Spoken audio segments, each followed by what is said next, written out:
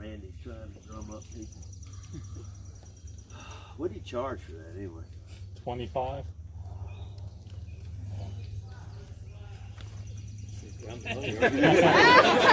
He's always thinking out. You charge 10. You're way ahead.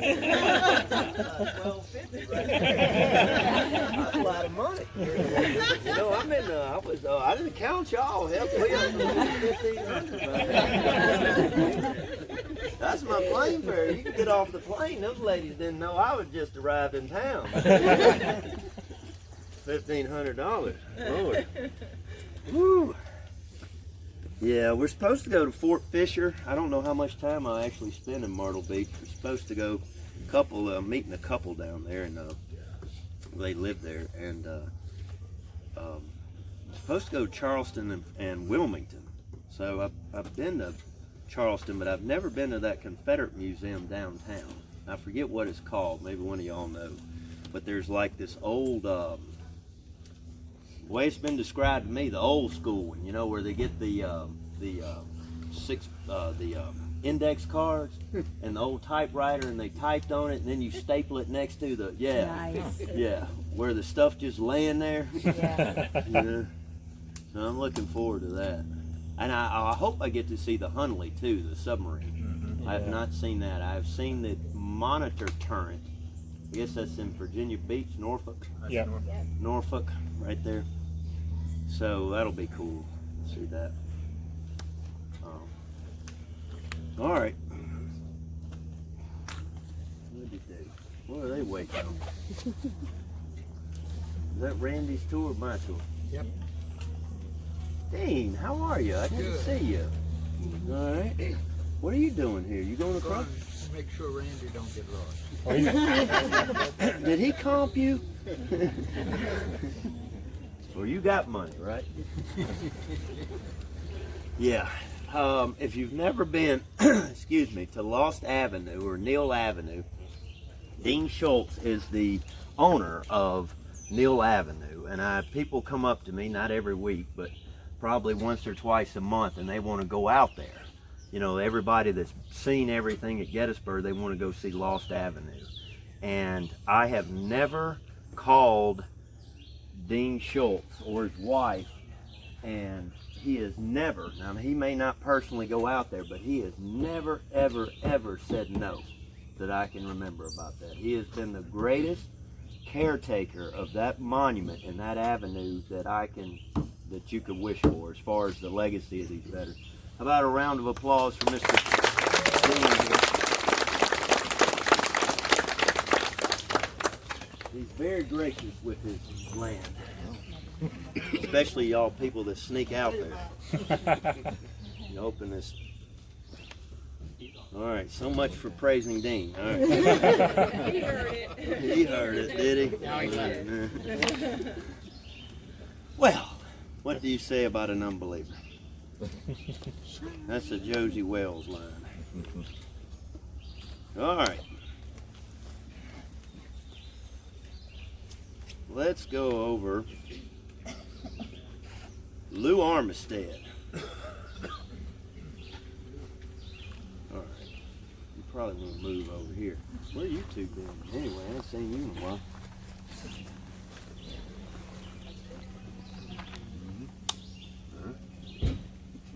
Myrtle Beach? Yeah. Virginia. All right. So, does everybody know what we're talking about today?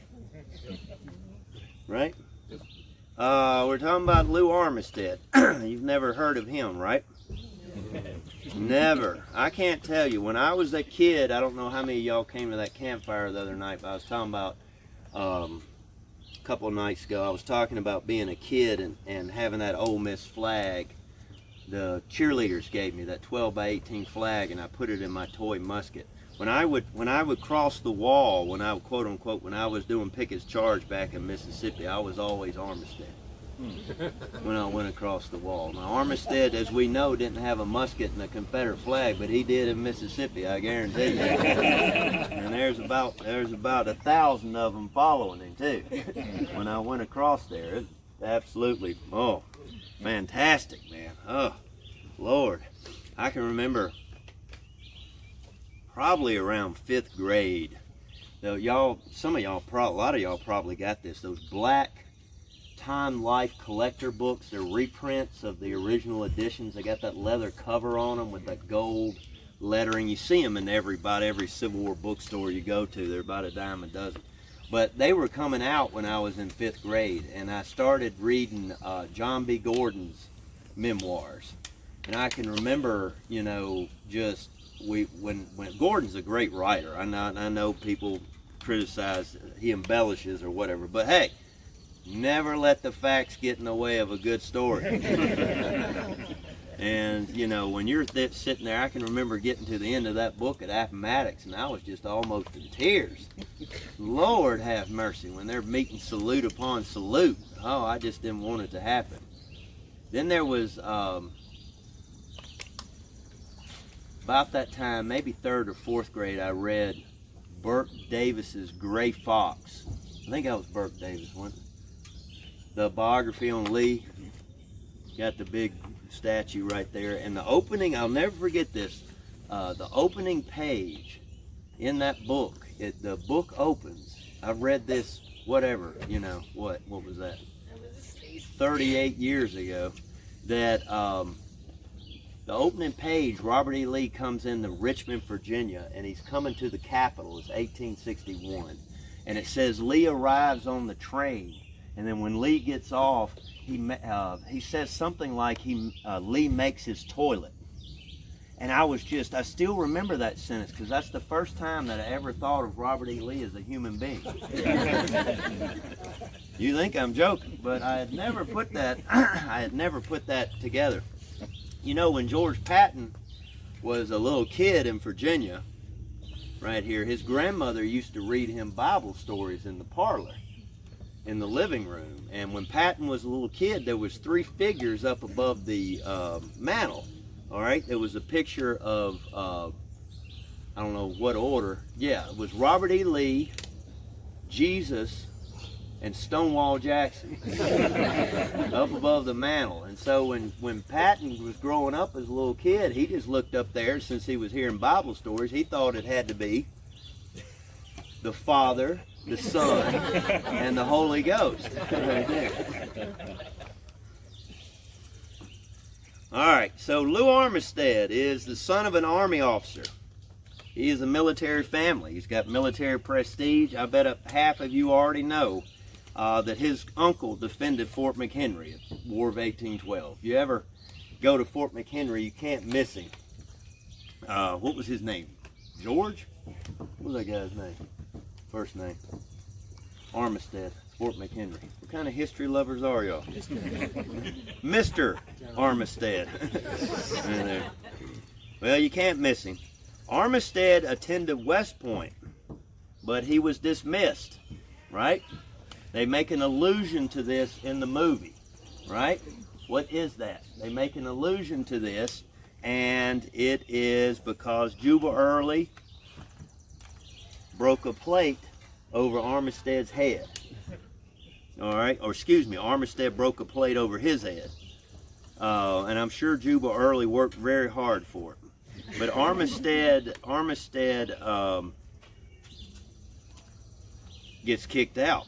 You can't strike a fellow plebe or an officer. I don't know if you consider him an officer. So he's born on February 18th, 1817. I didn't remember this. He's actually from New Bern, North Carolina. At 16, that's when he enters West Point. He resigned because of an illness shortly thereafter, but probably because he was ill prepared. In 1836, he formally resigned for good. Now, the official reason is not known, but legend has it it's over the plate being broke over Juba Early's head. He's not through with the military, though, even though he doesn't graduate from West Point. He receives a civilian appointment as a second lieutenant in 1839 to fight the Indians in Florida. That's basically nobody else wants to go, so if you want to go, here's your commission. If you don't die, have a good career. Right there, type of appointment. In 1844, he married Cecilia Lee Love. Armistead returned to Fort Towson in the Choctaw Nation, where he was stationed, and in 1844 he met another Army officer by the name of Winfield Scott Hancock. 1846 enters the Mexican War. I'm not going to get this right, but he participated in the Battle of Churubusco? Well, how you say it? Well, what are you laughing for then? If you don't know, where he was highly praised, right there. All right. You know what I told y'all the other night? What Colonel Tom Parker say about Elton? You think it's easy managing? You get up here and do it then. At Chapultepec, he volunteered to lead an assault column forward that was called the Forlorn Hope. Armistead led the attack of the 6th U.S. Infantry and emerged unscathed. His wife had passed away and he remarries in 1853. So, he gets married twice in 10 years.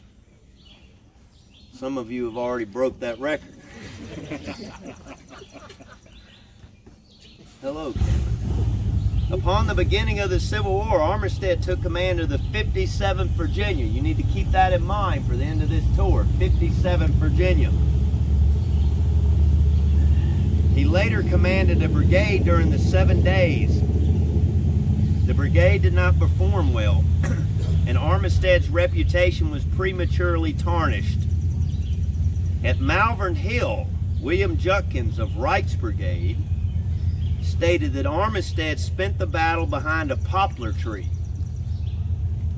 And, quote, "And I know General Armistead was drinking, for I was behind the same poplar tree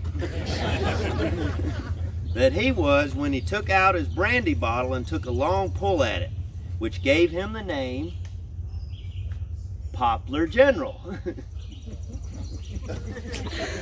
Now, whatever happened, only soldiers at a lot of time in the campfire could figure that one out.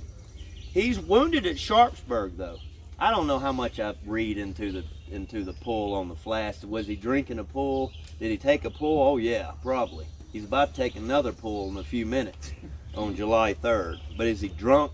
Look, if they call you a drunk in the 19th century, you drinking. All right, because they drank probably, average American probably consumed 3 or 4 times what we do today. I mean, easily, and they didn't consider that a drinking problem. All right, so I don't think he was a drunk. I don't think he's a coward either. You're about to see that. His method of command, he is known as a strict disciplinarian. Officers were held accountable for their men, is his philosophy, and the officers accountable to him. Chain of command. That's how Armistead works. If there's a problem with a private in Company C, why isn't the captain doing something about it?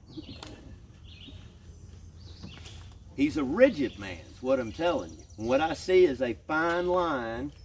If you want to picture the man, what I view him as is a fine line between enlisted and officer. Not somebody you're going to rub shoulders with, but somebody, nevertheless, you're going to count on. They trusted him. He's competent, beyond a doubt. Now, his regiments, from right to left. I usually do left to right, so pay attention. This is a old program I did a long time ago, maybe 20-something years ago. From right to left, his regiments are 14th, 9th, 53rd, 57th, and 38th. 14th, 9th, 53rd, 57th, and 38th. It's kind of hard to remember. 14, 9, 53, 57, 38. 14th, starting on the right, commanded by Colonel James G. Hodges. He has 500 officers and men. I want you to notice how big these regiments are for 1863. The 9th Virginia is the smallest regiment in his brigade. It has 300 officers and men. Much of the regiment hailed from the ports of Norfolk and Portsmouth.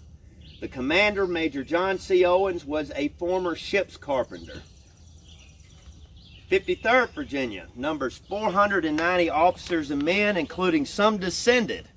A lot of y'all got up with have watched the movie. I can't escape the movie, but this is what they're depicting.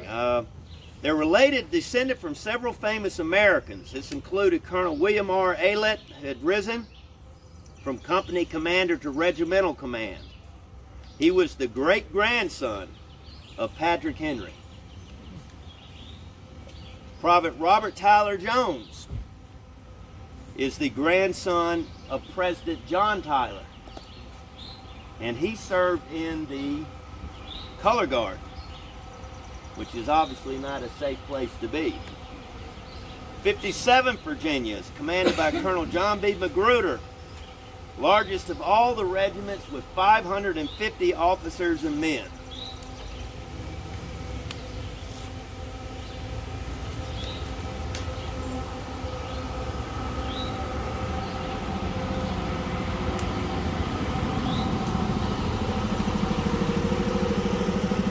Now that's 35 ahead.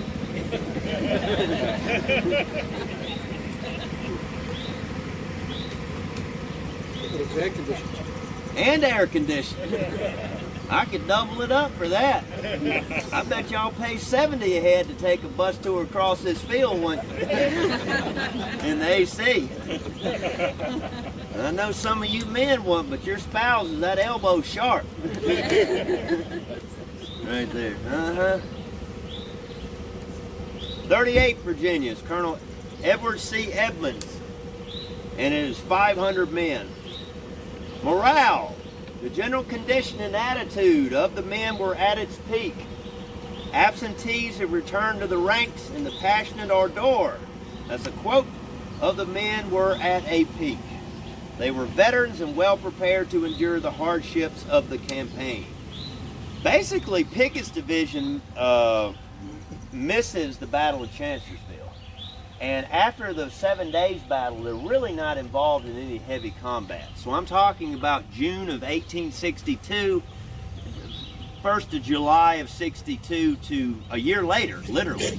And what you have happen, what I'm saying is, if you have a year off, you get all of your walking wounded back. You get all your convalescents. You fill all of your ranks. You got a first sergeant.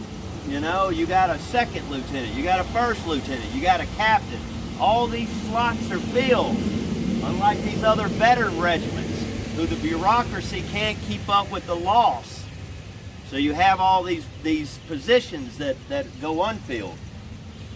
They're in good shape. And they missed the first 2 days of the battle. Does it get any better? Quote, the esprit de corps, this is a Confederate, the esprit de corps could not have been better.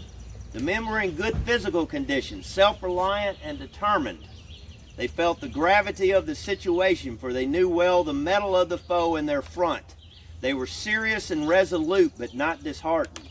None of the usual jokes common on the eve of battle were indulged in, for every man felt his individual responsibility.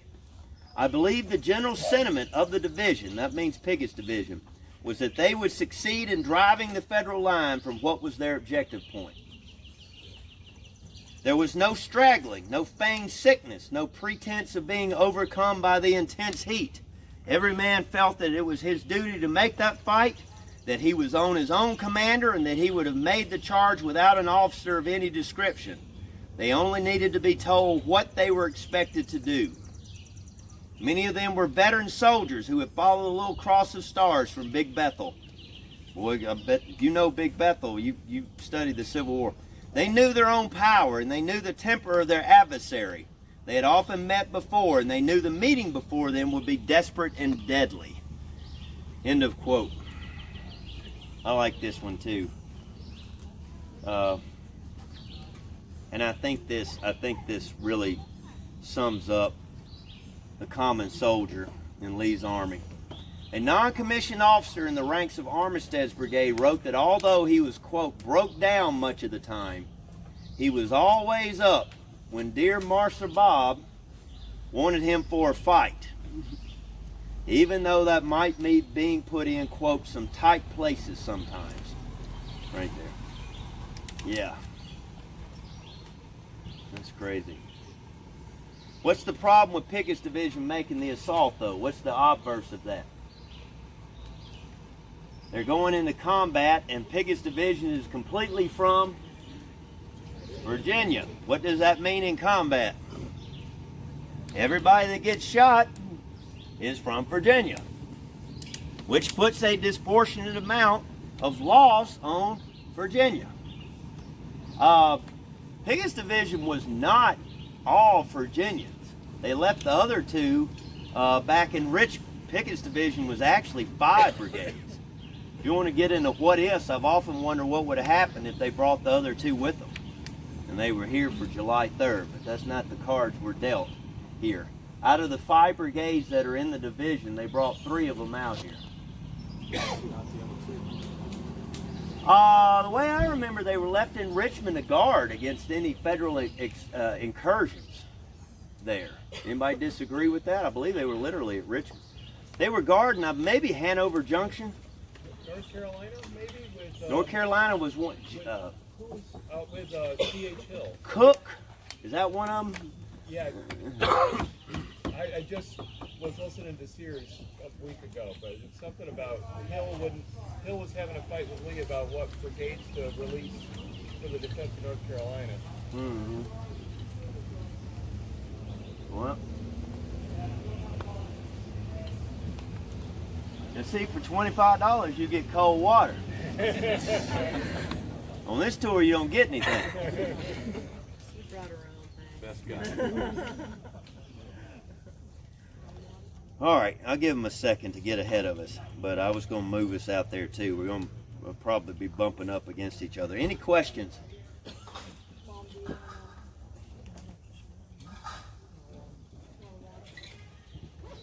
No? Woo! Gonna be hot. We didn't even hit the sun. Question. Yes. This relationship with Armistead and Hancock, Yeah. did that start back at West Point? No. It starts in post-war, 1844, but I don't remember if I wrote the post down. The story of Hancock and Armistead is in 1860-61 they were in California. What was the name of that song? I can never pronounce it. They stood at the piano and played how you say it? Starts with one of its words starts with an M. Morvion, or Mavernine. what is it called? Mavernine. Mavernine. Oh, say it one more time. Mavernine. That's my guess. Stuff Writer Speaks. How about a round of applause? How about that? Mysterious Stuff Writer Speaks. People be rewinding the tape on YouTube. Did you hear him? It's his voice. NSA's tuning in right now, you know, running it through voice identification system right now. We're gonna track this guy down. Y'all are good sports. I think, though, back to your question, sir, what you need to understand about the United States Army pre-war is it's a small fraternity. I mean, it really is. I mean, you're not serving. Obviously, the Army is not in one location. But if you're in the Army full time, you meet some folks. And it's a small world, after all, as the old song goes. So, you might meet somebody in Mexico like he did Hancock, and then you might be reunited 15 years later. But you would have that bond right there. The last meeting of Hancock and Armistead is portrayed or been written about quite often. I think what I think's overlooked is I think that the wives were pretty close too.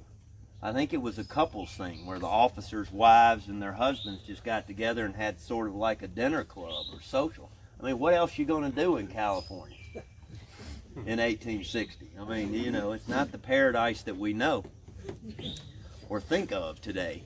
Come on, I'm being filmed. I can't say nothing. A lot of wine bottles got broke yesterday. Looking at the pictures of that. If you don't read the news, you'll never get that statement. So, I don't know. I think the movie, though, I want to point this out before we get much further since we're on the topic. There is no evidence. This is completely fictional about Armistead standing at the edge of the woods and wondering what old Winnie's doing on the other side the night before the attack. Now, the little paragraphs that I've described to you, read to you about Armistead, ought to give you the indication that Lewis A. Armistead is not a sentimental person. All right? And there's probably nothing more. I don't know if he knew Hancock. Surely he knew, I mean, Hancock's over there. Surely he could take a pair of binoculars out and see the Second Corps flag. Did it bother Armistead? No. There is nothing more he'd want to do than to cross this field and kick old Winnie's teeth in. He's a combat officer. And that's what you live for, right there. You want to get in it, you want to mix it up, and that's what he's here to do it. He's the man to do it with. He's going to go forward with the troops without any reservations. Cameron, look down the sidewalk back there and see how far. Are they blocking us?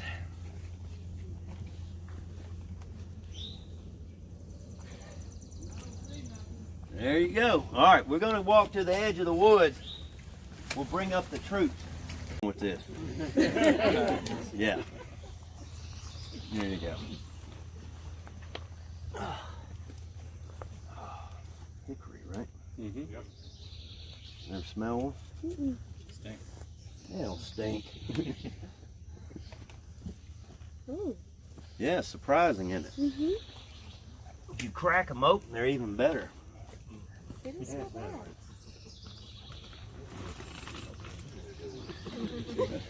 This is not what you think. Oh,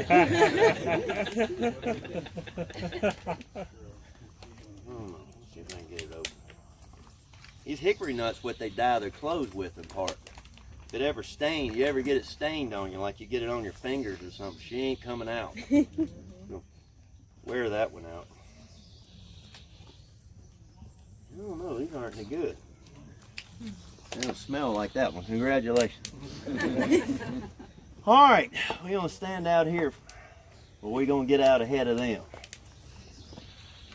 All right, let's talk about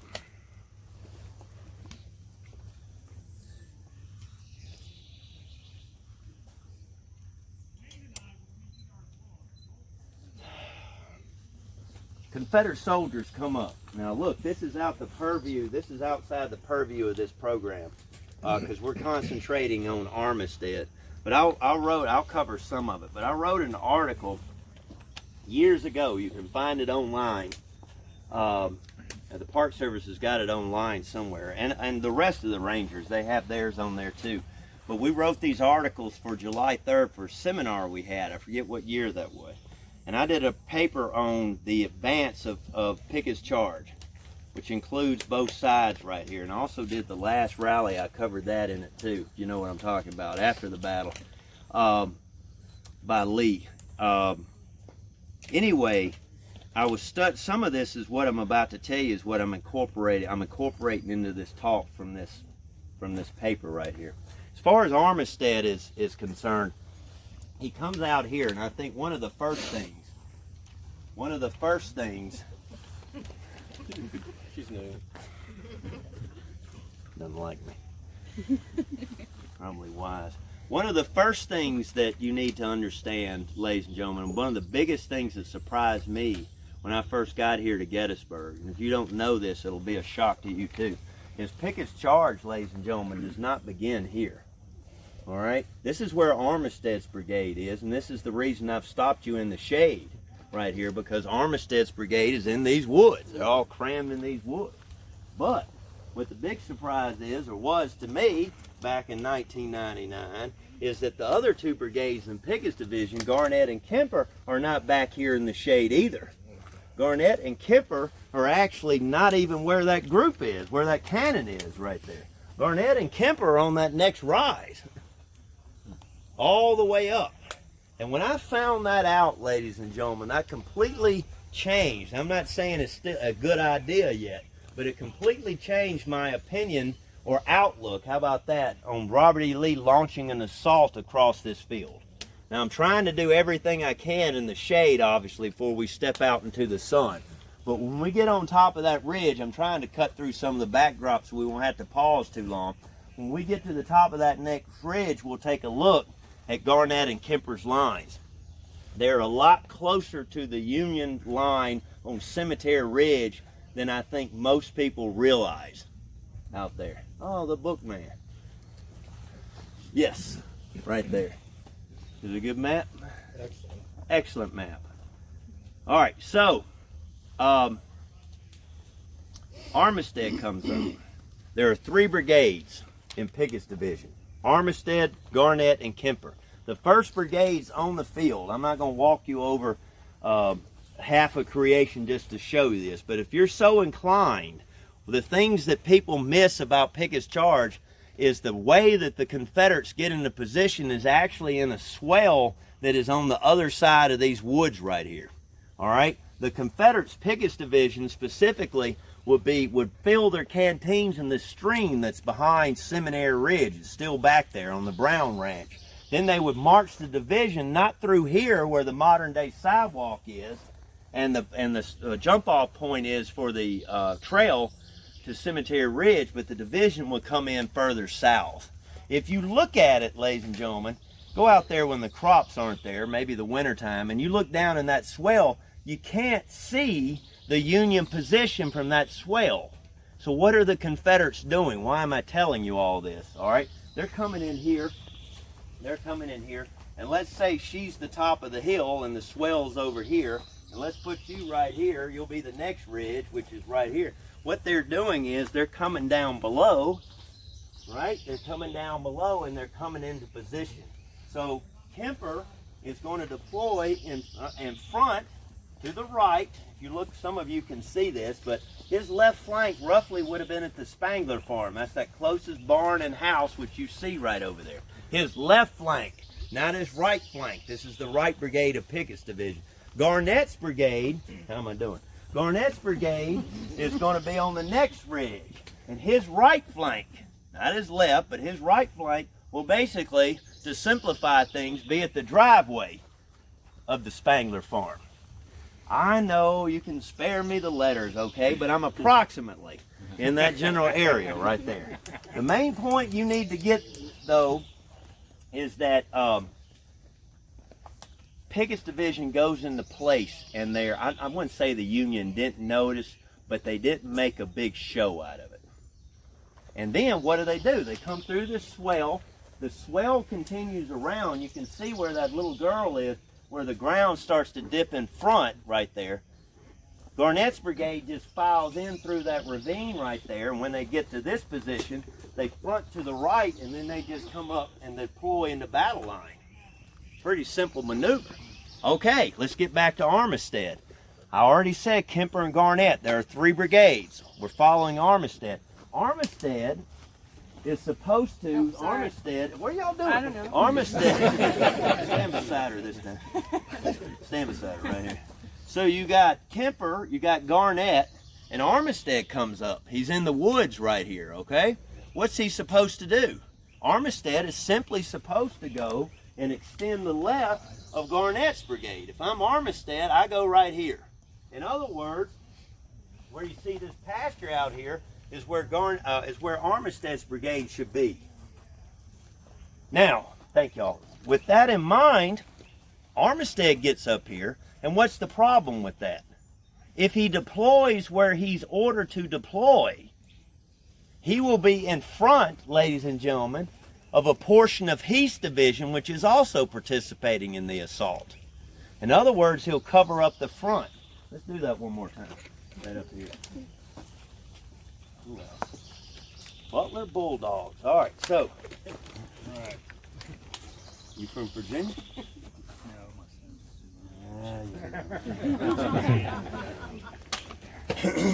All right. If he's Heath and I'm Armistead and I'm positioned right here back by Heath, if I deploy where I'm supposed to be, then I'm going to do what? I'm going to cover part of him up, aren't I?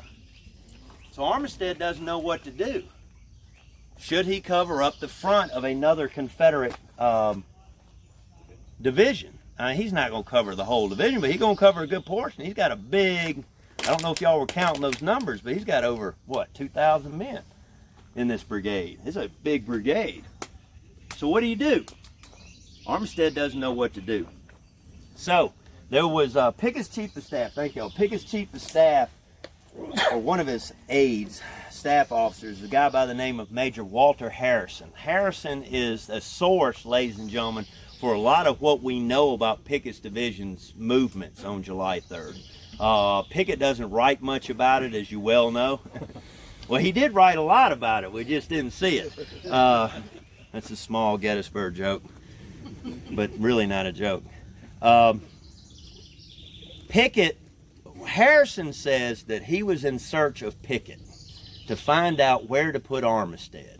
The staff officer wants to know from his boss what to do about Armistead. He can't find Pickett. Harrison can't find his boss, Pickett. But he does find, in this general vicinity, James Longstreet. And so, since he can't find Pickett, he just asks the next best thing, Pickett's boss. And so he rides up to James Longstreet and he tells him the problem. He says, what shall we do about it? And Longstreet is in a foul mood, and according to Harrison, he snaps at him. He says, General Pickett will deal with that, sir. And then before Harrison, like a dog with his tail tucked between his leg, is backing out of there, Had enough of a major dealing with a lieutenant general, Y'all have been in the military, y'all know what I'm talking about. And so he's slinking away, and Longstreet thinks better of it. I guess he gets a hold of him, realizes he's been a bit brusque. And he says, never mind. Tell Armistead that he can make up the distance once the attack begins. He can make up the distance once the attack begins. Let me get the exact quote. He said, never mind, Colonel. Armistead is to remain where he was and to make up the distance when the advance was made. Okay, well, I'm not going to pull these people back out in the sun, even though they just remain in the sun. Anyway, I just showed you what the problem was with Armistead's deployment, why he didn't know where to go. All right, now I'm going to ask you this. If you're Lewis A. Armistead on July 3rd, what the heck does make up the distance once the attack begins? What does that mean? Double time. I know, but where's he going? Where's he supposed to be going? I still don't have any direction on what Armistead is doing. I think I know what Longstreet means, though. All right? The original orders. You okay? Drink of water, maybe? All right. Let's get the happy little couple right here that are still. Let's face this way. Just stand beside him. All right. I know it. You're just all fired up for this, huh? You better take me out to dinner. And I'm talking about not Wendy's. I'm Armistead. Okay? I'm supposed to make up the distance. Why does that not make sense in the light of what we know happened? A lot of you already know. I'm trying to keep the fog of war in here, so bear with me. What do we know and when do we know it? And what we don't know a lot of stuff at this time. The original orders, ladies and gentlemen, to Pickett's division was to guide right. All right? So that means that this young lady right here is Kemper's brigade, and this young gentleman here is Garnett's brigade. Then Garnett, whatever space is in between these brigades up there on the front ridge, that actually she will go forward, right? And then Garnett will guide upon her. So the whole Confederate line will be shifting to the right. So if I'm Armistead and he shifts and guides upon Kemper, what does that open up for me? Straight up. It opens up a slot for me to go forward. Straight up. Straight up. You can go straight ahead. That's what Armistead means when he tells Harrison he can make up the distance. It should work itself out. Now, y'all keep that in the back of your mind, all right? Because that's what Armistead is anticipating when he steps out on the field. He's expecting not to have anybody in front of him. Okay? So, as they go forward. Any questions? Did I leave anything else? All right. I got one for you. Yeah. So this is the alternative to the original attack plan for the morning, right? What finally happens at the charge, right? So No, this is the original attack plan, and you're going to see. I don't know if it deviates or they mess it up, but just give me a few minutes, and you're going to see what changes as we cross. I'm referring to Hood and McClaw as being a part of the original plan for the attack.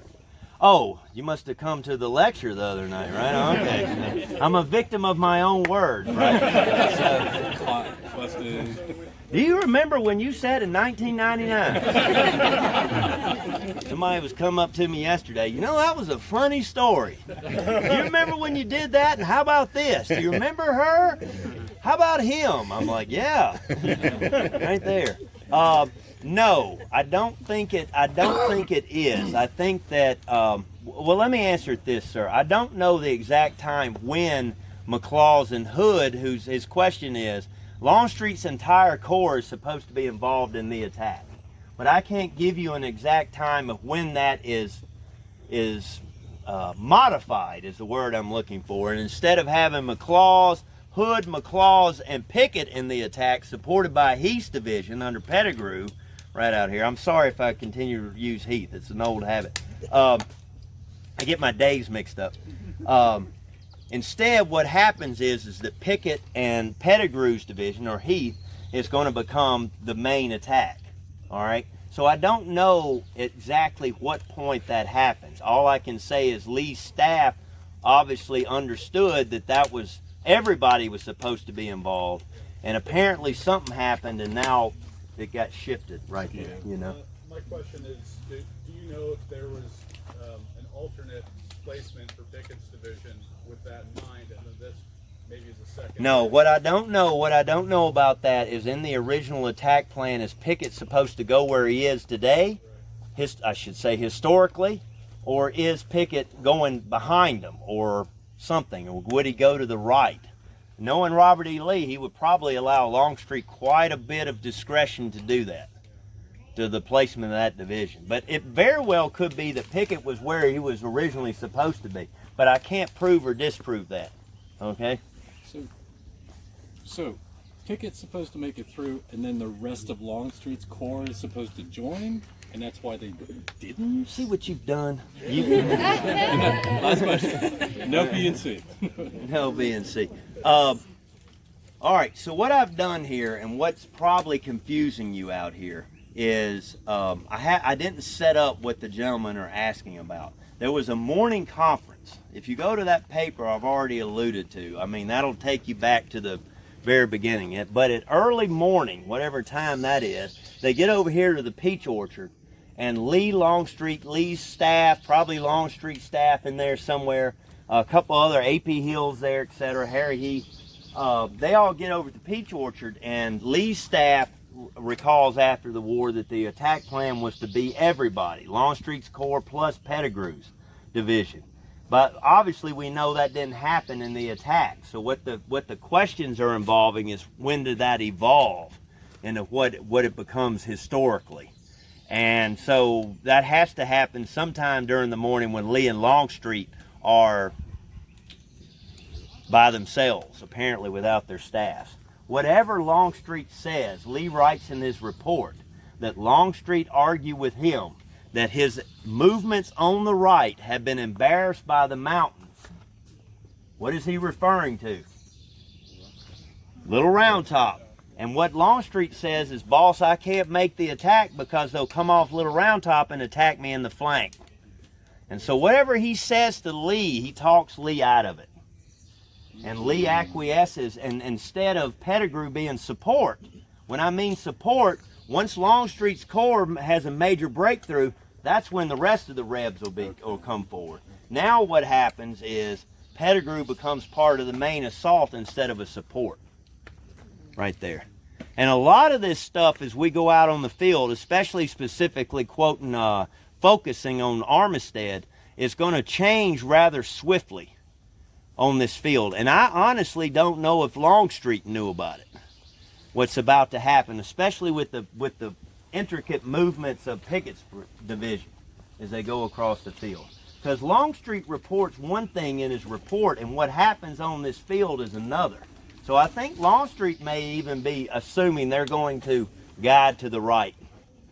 If you look, you see a lot of discrepancies, but I think it's because, you know, it's a fluid situation, as you'll see. Yes? You said that they were going to guide on the right in order to make room for Armistead to come up. Well, so if Pepper is to the left of the farm, Get out of the sun. they got to move a whole brigade front further down to make room for Armistead to come up in line. So that would put the axis of the assault that much further to the south. Yeah. Now, that would make it even harder for them to come up to the clump of trees, to the angle. Well, Armistead, They'd be that much further away from the point of contact. Armistead will hit where he does historically, and the other two brigades would just be further to the south. Now, I don't want to tell the people that haven't done this before what happens when they get over there. But obviously, you know what the Union does once they get there, and that probably, I don't know if it would have happened or not have happened, would have happened or wouldn't have happened, but the Confederate line undoubtedly would be further south. I don't know how far it would stretch. We'll say almost to the Pennsylvania Memorial, probably. As far as Kemper coming over. You know, he probably hit, you know, where the Vermont Brigade is. Somewhere in there. Further down. Further down. Yeah. Now, there's a trade-off. There's no reserve if it works out like it's supposed to. You know? There's no second wave. There's no second line of infantry. Does that make sense? Yes. Uh, Not everything here makes sense. yeah. I know. Yeah, she come sit in my living room one evening. Have a talk with my cat. Does that make sense? Not very good conversation here. She is when she's hungry. All right. This is a cool story. The left center of the brigade was in the woods. The 57th and 38th Virginia, 1,000 men between the two regiments, would fill the woods easily. A field officer from the 53rd Virginia recalled about that morning, quote, "They knew that many, very many, would go down under the storm of shot and shell, but it never occurred to them that disaster would come after they once placed their tattered banners upon the crest of the ridge." All right? Now, Robert E. Lee is just not going to be sending his troops across there. What is this, National Fly Day?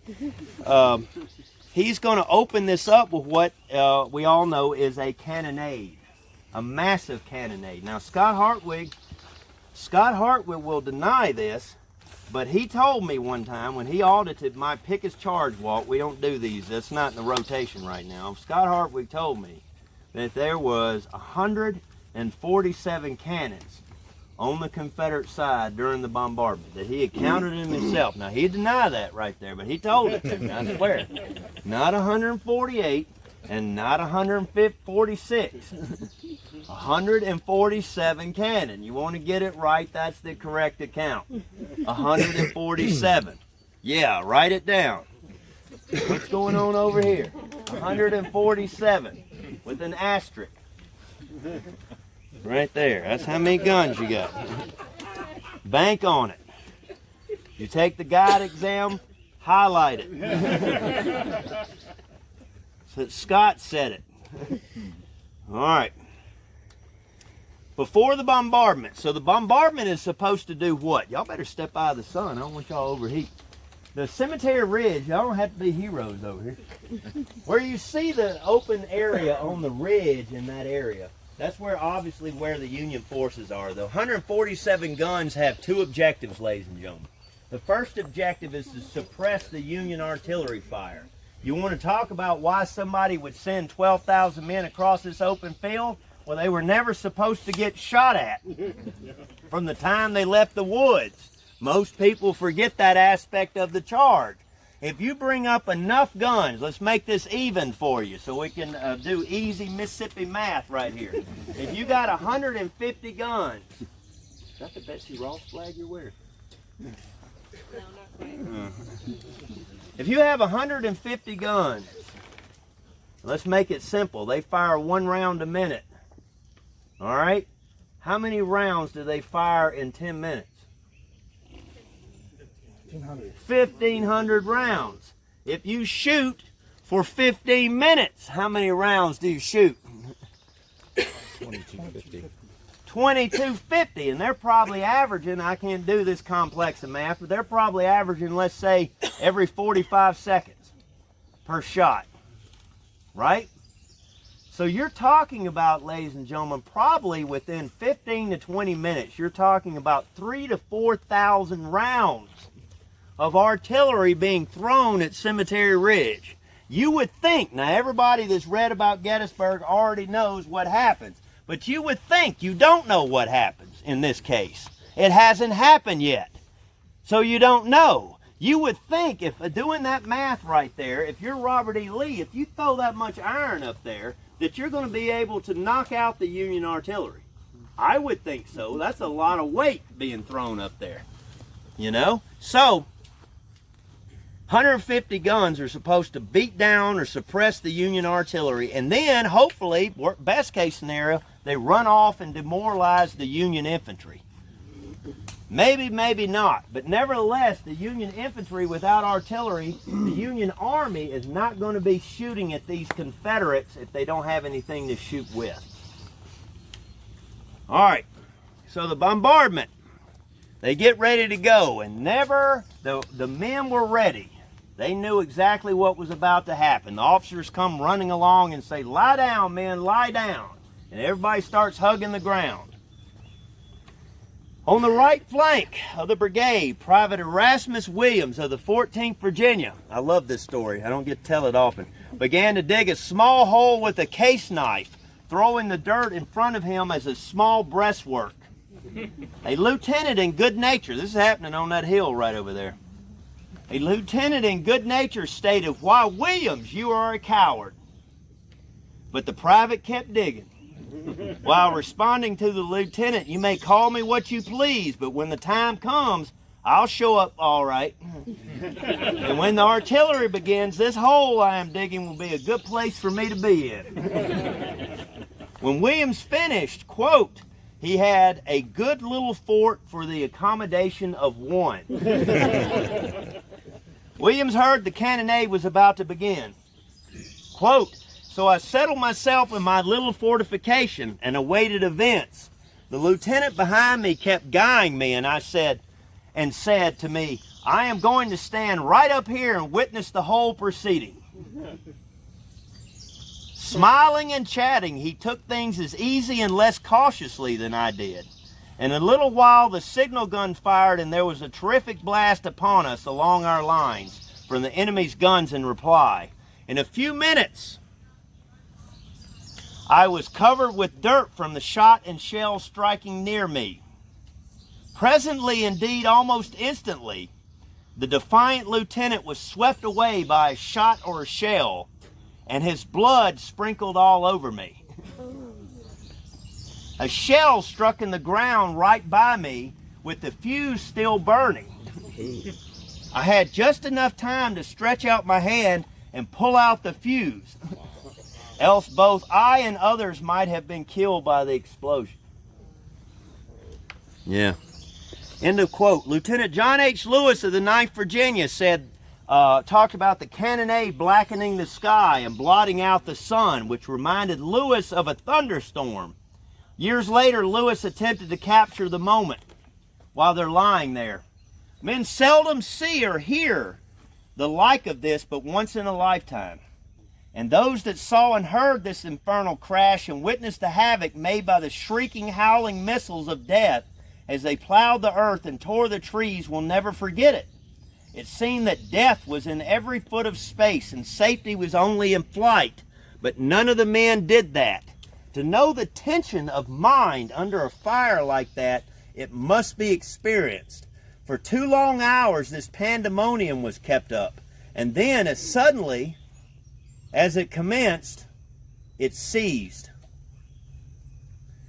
On the left side of the 9th Virginia, First Sergeant James H. Walker saw Federal shells whistling through the trees and felling limbs on the men below.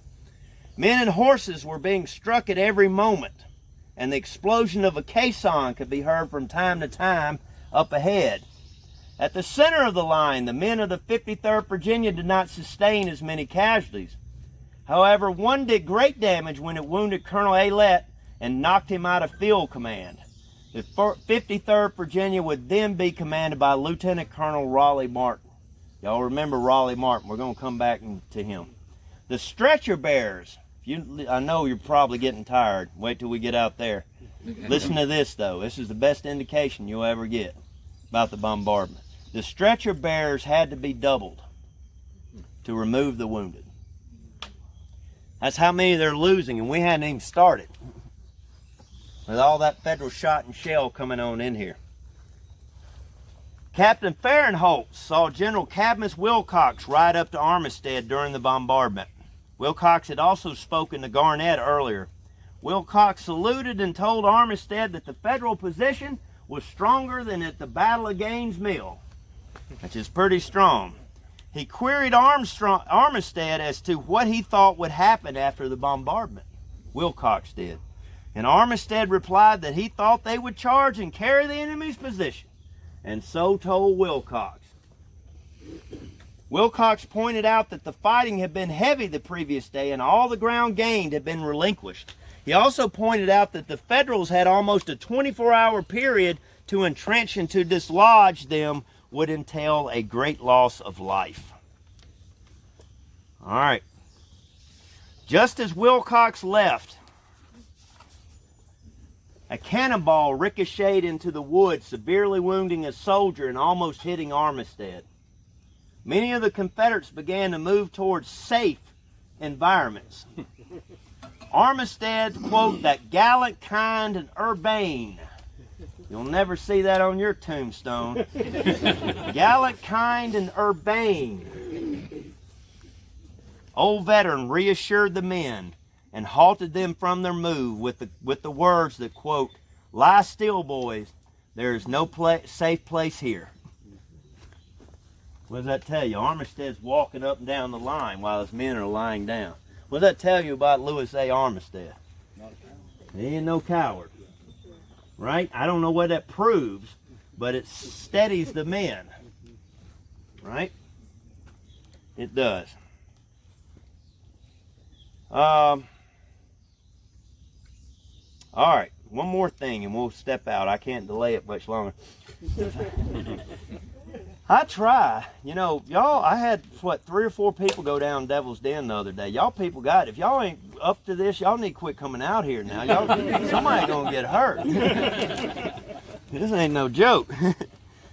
All right, 53rd Virginia, the regiment being the center, I love this part too, would be the battalion of direction.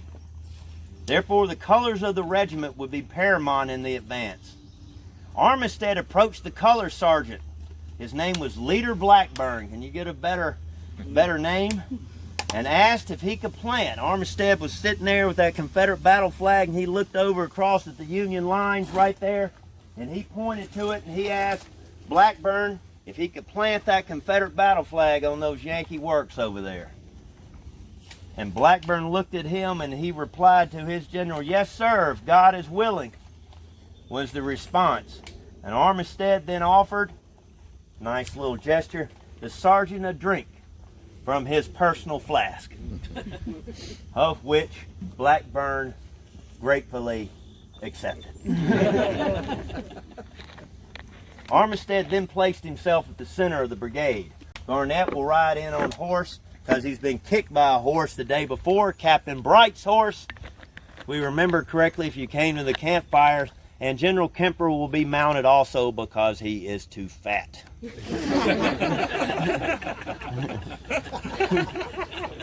the best laugh I've got out of it. Like that, huh? Corpulent would be a better word, right? Be much more modest. He's not fat, he's Big bone. All right. Armistead then places himself at the center of the brigade.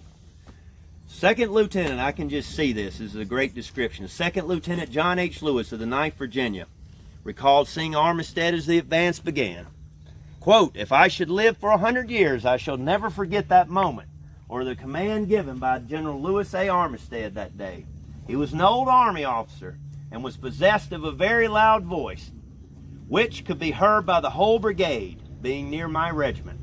He gave the commands in the words as follows: Attention, 2nd Battalion, Battalion of Direction. Forward, God center, march. He turned, placed himself about 20 paces in front of the brigade, and took the lead. His place was in the rear properly, but he was in the front. After moving forward, he placed his hat on the point of his sword and held it above his head in front of him for all to see." Why is he holding his hat on the tip of his sword? It's not a trick question. Why has he got his hat on the tip of his sword? That's right. If you're in a line of 2,000, 2,200 men right here, I don't know if you've ever done a reenacting, you can't see it in the end. You can't even see that with 300 men. I don't know if I've ever been in a line that long. You take that hat, you put it on the tip of your sword, maybe a modified version of the Betsy Ross flag, and you hold it up above your head. What does that mean to the soldiers? You're out in front. You're out in front. If he can do it, if he can go out there with his hat on the tip of his sword and just walk calmly across the field, why can't I? Officers in the Civil War are expected to lead. They don't tolerate cowards in the 19th century. That's what we're going to do. We're going to go across this field. Now, y'all, please, when we go out, we got a little cover right now, but we're probably going to lose it here shortly. When we go out, I can't police y'all. If you got any water, I need you to, chug it. They say chug it early because it takes a while to get in your body. And so don't save it if you got it. That's what I've always been told, all right? We're going to go forward, and I'm going to stop you. Well, I don't know if I can. Is that that $25 head group I see up ahead? Yep. Right up there. Water isn't cold anymore. Water ain't cold. No, I don't guess it is cold. I tell you what, you give me 50 a head, though, it'll be cold. I guarantee you. Now, we like cash. My daddy, I started off this talk talking about my daddy and my mama having a hard time with him back home. Because he is a stubborn man, to say the least, at 82 years old. But Dyer Atkinson will tell you right now that he never saw a lawyer wouldn't settle for a little cash. Always good discount, 10, 20%. Okay, let's go forward then. Let's see if we can scoot him a little bit. I think I'm getting into it. What you gonna do with the iPad? Okay. I don't know if you're gonna record it. It's pretty. Yeah, thanks.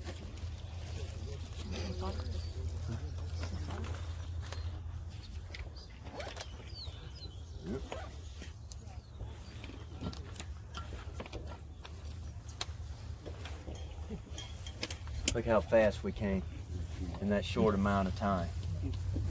Back there behind Eddie. Look back behind him.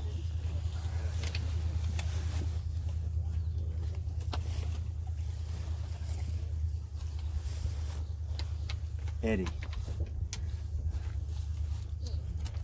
All right, I stopped you here, and if you want to get a pan shot of this, I don't know if that place is any better.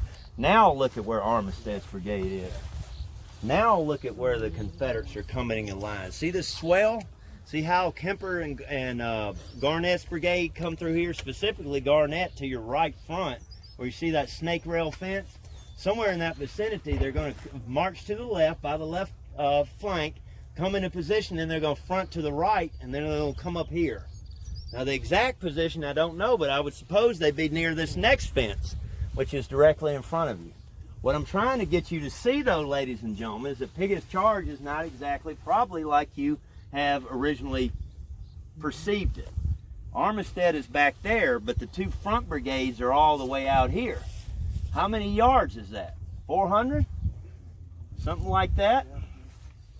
And what is happening as they come across through here? Armistead hasn't left yet.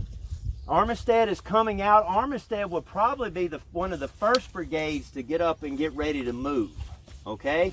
The reason for that is we think George Pickett, once he gets the go-ahead from Longstreet, you know, Longstreet nods, and Pickett salutes and says, "General, I shall move my division forward at once."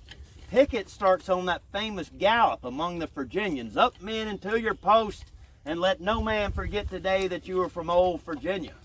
Well, that ride starts where we were. Longstreet is roughly, approximately in the vicinity of our last stop, leaning against one of those fence rails.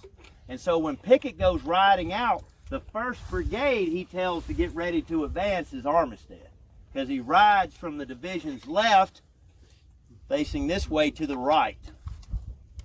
All right. We got right here. If you about face, look this way.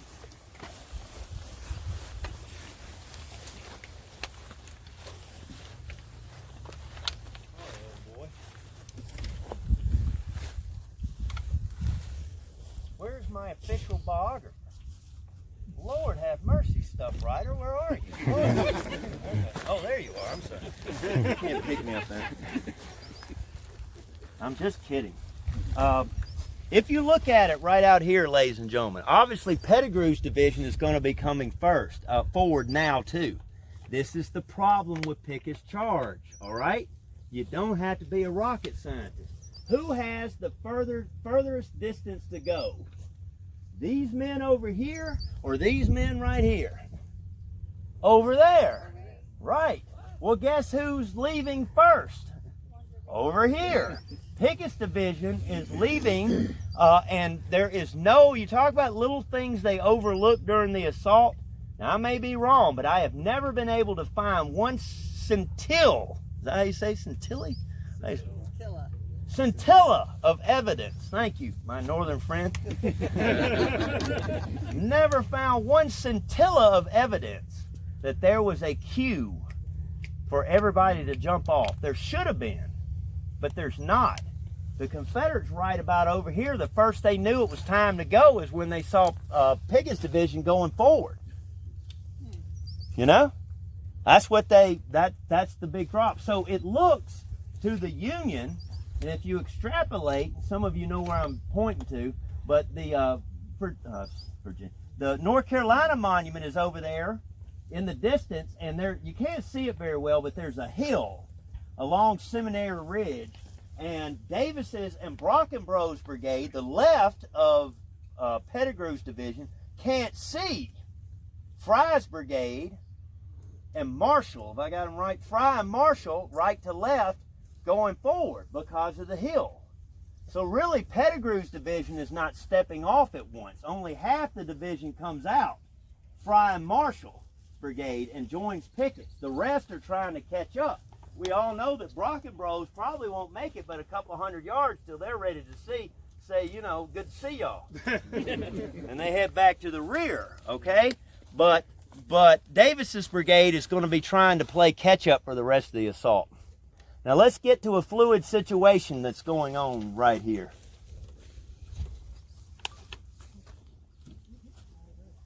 Thank you. Don't open it. Did you ever see that guy in Raiders of the Lost Ark? He told him not to open the box. Now that would be cool. We could probably get 100,000 hits with that one. Get your own monument. If you think about it right out here, you see that fence in the distance? I mean the closest one to it, the one that runs this way. See that fence right there? All right, let me show you how a fluid situation acts when you're going across the field. Where did my help go? I don't know. How about that little kid? That little kid bold enough to come up here? You want to come on up and help me, little man? Do I have any other kids? Oh, there you go. All right. Quite a discrepancy. All right. Let me get you up here. All right. what we got? Once again, we got Kemper. We got Garnett. The little man is Garnett. Then we got me. That is Armistead. They're going to be coming up through here, all right? You're not going to take a picture, Mom? Oh, okay. If you think about it, they're coming up here and they're supposed to be. What did I tell you at the last stop? They're supposed to be guiding to the right, meaning that he goes straight forward and he guides over here to him. Once he gets connected with him, that allows me to come up as Armistead, and we have 3 brigades in a line moving forward across the field. Roughly, approximately in this area, something drastically changes on this field, and it must have literally been done when they were stepping off. All right, this plan changed on a dime. In an article in the Confederate veteran Pickett Fry writes in the post-war years that as his brigade, Archer's old brigade of Tennessee and Alabama boys, following that fence right there all the way to the Union position, starts to step off, that a courier came to him and reported to him that he was now, Pickett Fry was now the brigade of direction. So what that means is, is that everything is shifting now. Instead of guiding to the right, I need another person to pull this up. Yeah, you're going to guide to the left. Come on. Love bites. Love stings. I can't think of the next line. It's always the doing. What did you say? Big fail. Epic fail. It's a good album. All right. If this is Armistead then right here, let me get this bug off you, honey. If Armistead is coming up right here and the orders become to guide center, step back here. Well, actually, step right there. I'll be fine. This is Archer's brigade. Let's make her Archer's brigade. Now I'm Armistead. Let's keep everybody the same as they're coming across. Instead of guiding to the right, which would mean that they open up and I come up into here, if everybody's guiding to the center, what that means is if she's Fry's brigade, everybody to the left of Fry, which is the other 2 brigades, are going to be marching across the field, and they're going to be guiding to the right if they're on the left side of Fry. Now, as far as we're concerned, with Pickett's division, we're on the right side of Fry. But what that does to us, Fry, right here, no, I'm just kidding, is they have to guide to the center. So what that does is, instead of going that way, they go this way. All right, so they start guiding this way, and they start guiding this way. And Armistead is what? That's right. He can't. What do? I'm trying to get you to act in the moment.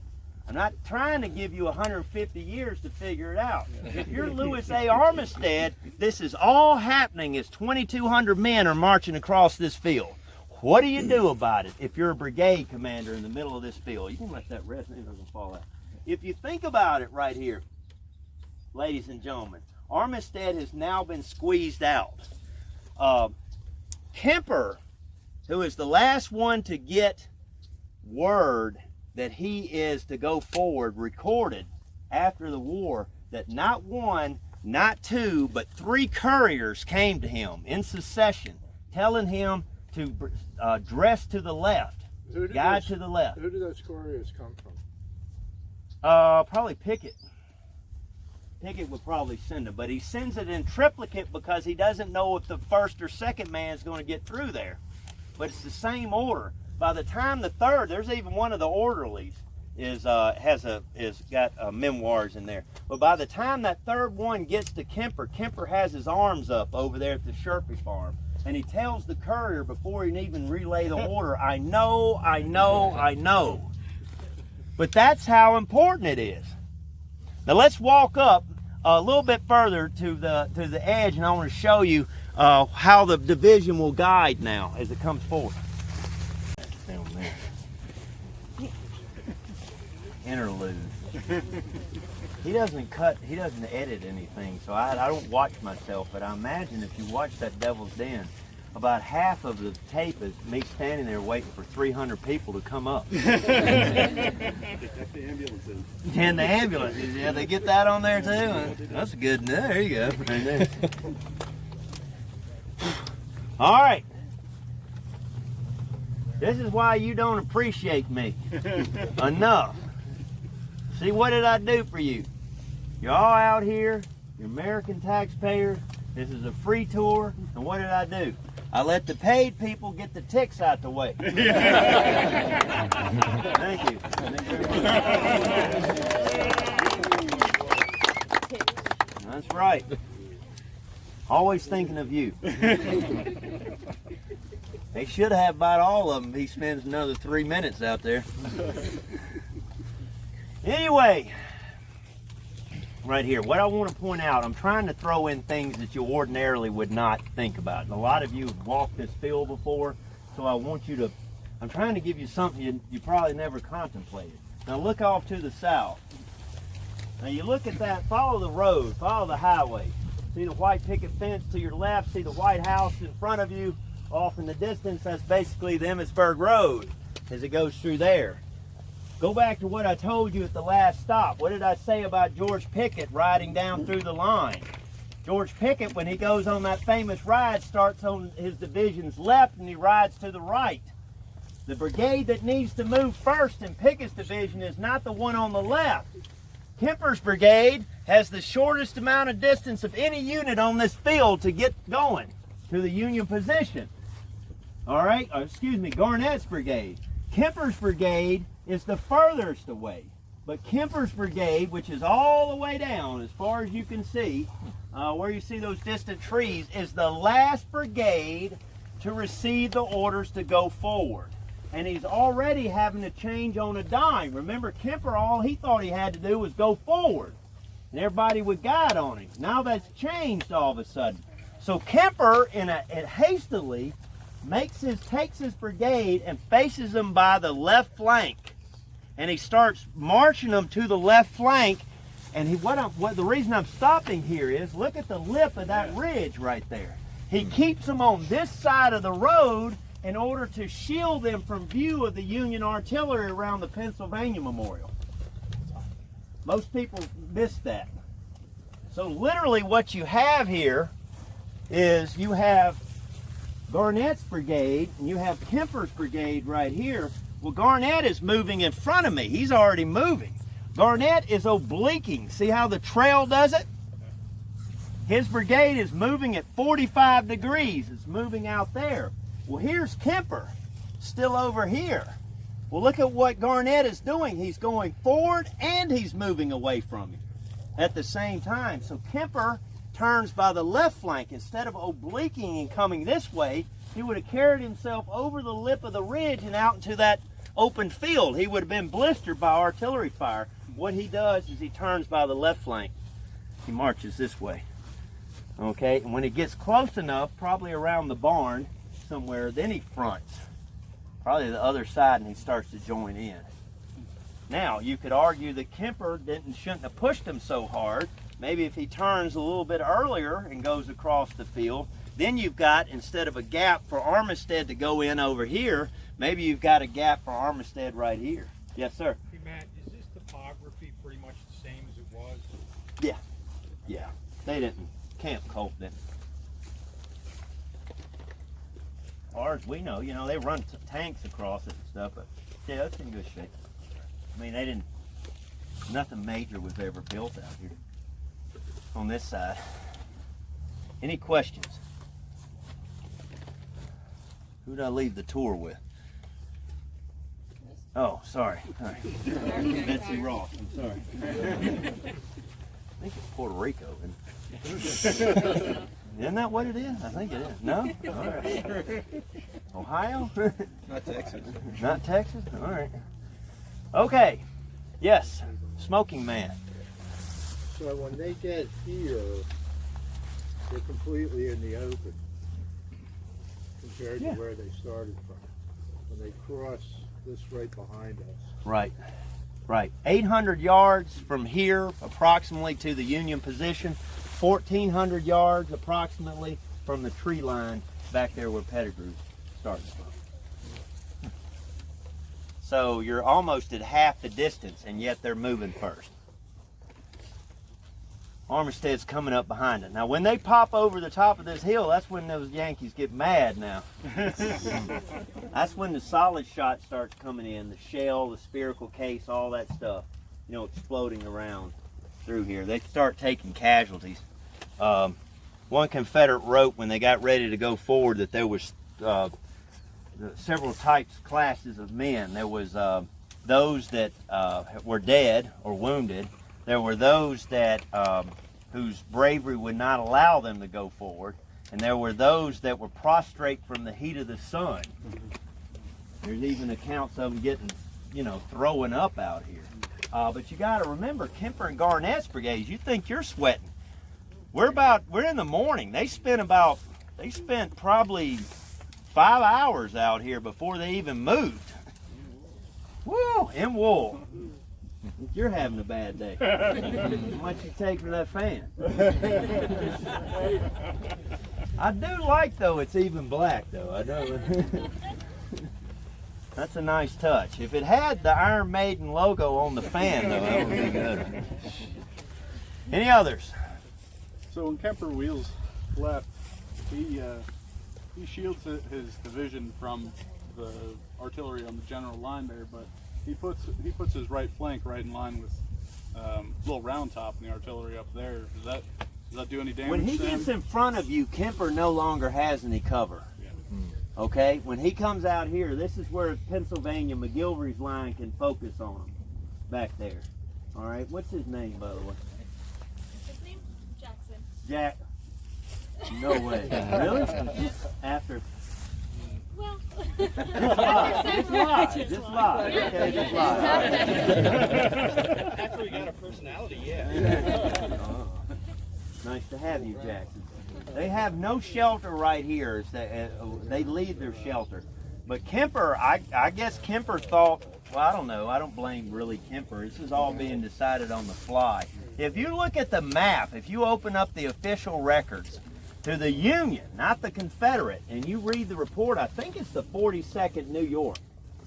Captain Hall, I don't know. It's been years since I looked at it. Right. But there is a hand-drawn diagram in the official records, and he literally has them drawn on there that the Confederates are marching at right angles to the Union line, and that's what he's seeing. He's seeing Kemper's brigade file to the left, to the Confederate left, or the Union right in front of them. So, I mean, it's even documented as to what they're saying. The Union soldiers can't believe what they're seeing. That's a prime target. All right, let's go forward to the swell. Real true.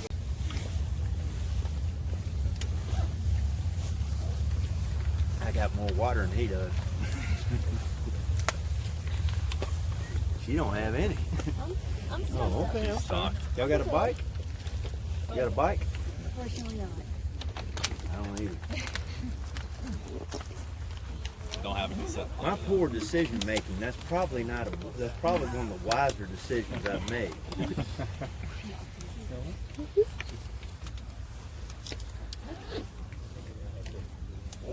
Whoever the gentleman was that gave me this water, I could hug you. I'm standing way far from you. Oh, good. I hope you shave.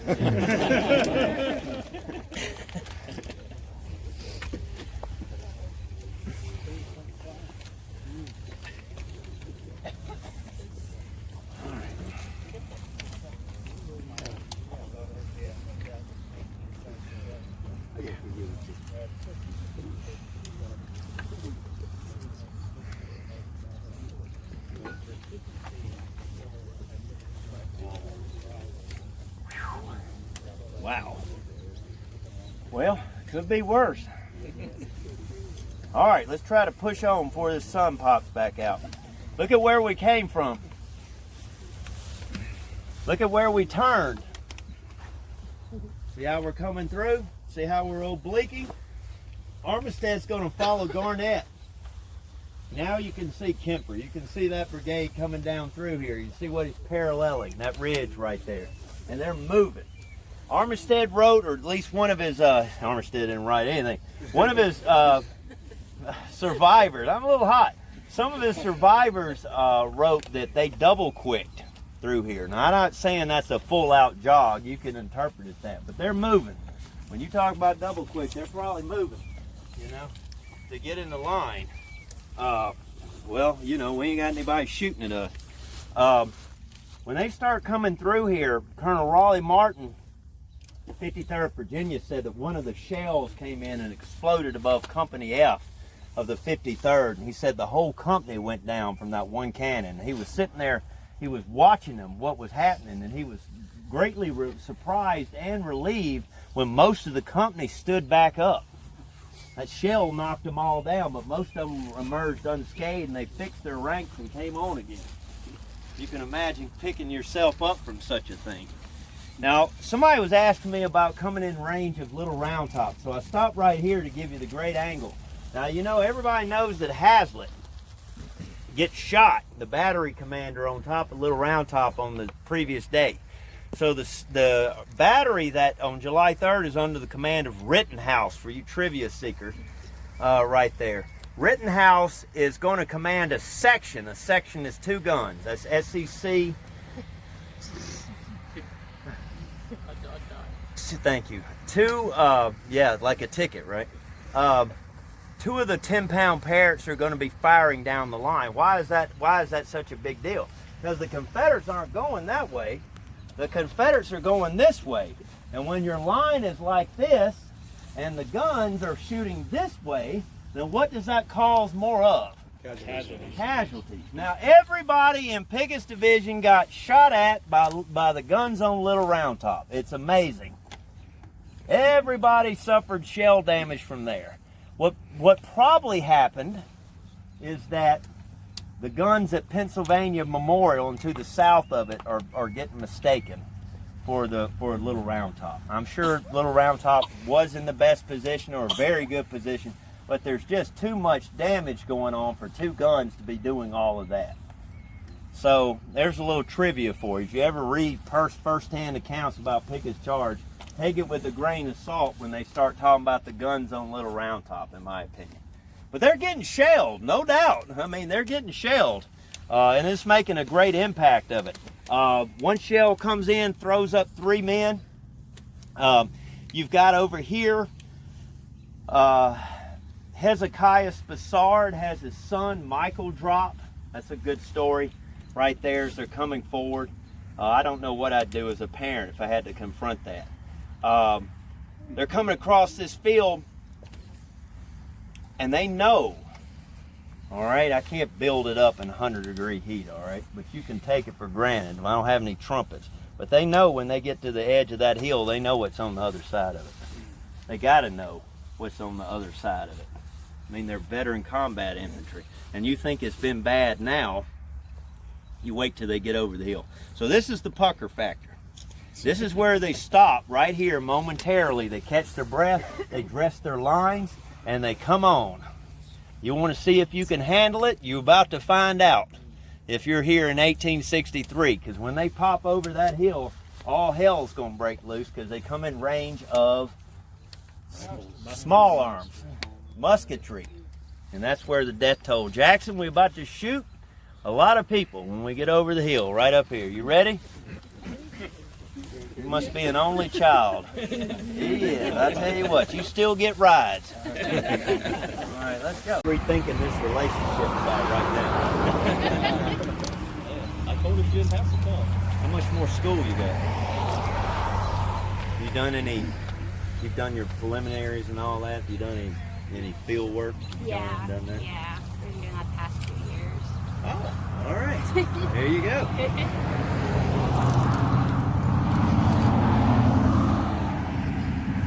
All right, look at where we came from. Look at where we're headed. Survivors would long remember, quote, the anxious suspense and the length of time it seemed to climb up on top of the fence, tumble over it, and fall flat into the bed of the road. All the while, the bullets continue to bury themselves in bodies in the chestnut fence. Armistead's men remained in the roadbed only a few minutes before crossing the road to the next fence and undergoing the harrowing experience again. Scores of dead and wounded were left in the road, especially around the open gaps that they managed to get down.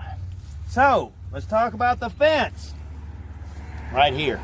The fence is one of those things in the Civil War and Pickett's charge that takes up a lot of attention from Pickett's charge. My Uncle Mike, y'all remember Cold Beer Uncle Mike from West Point, got the beer store?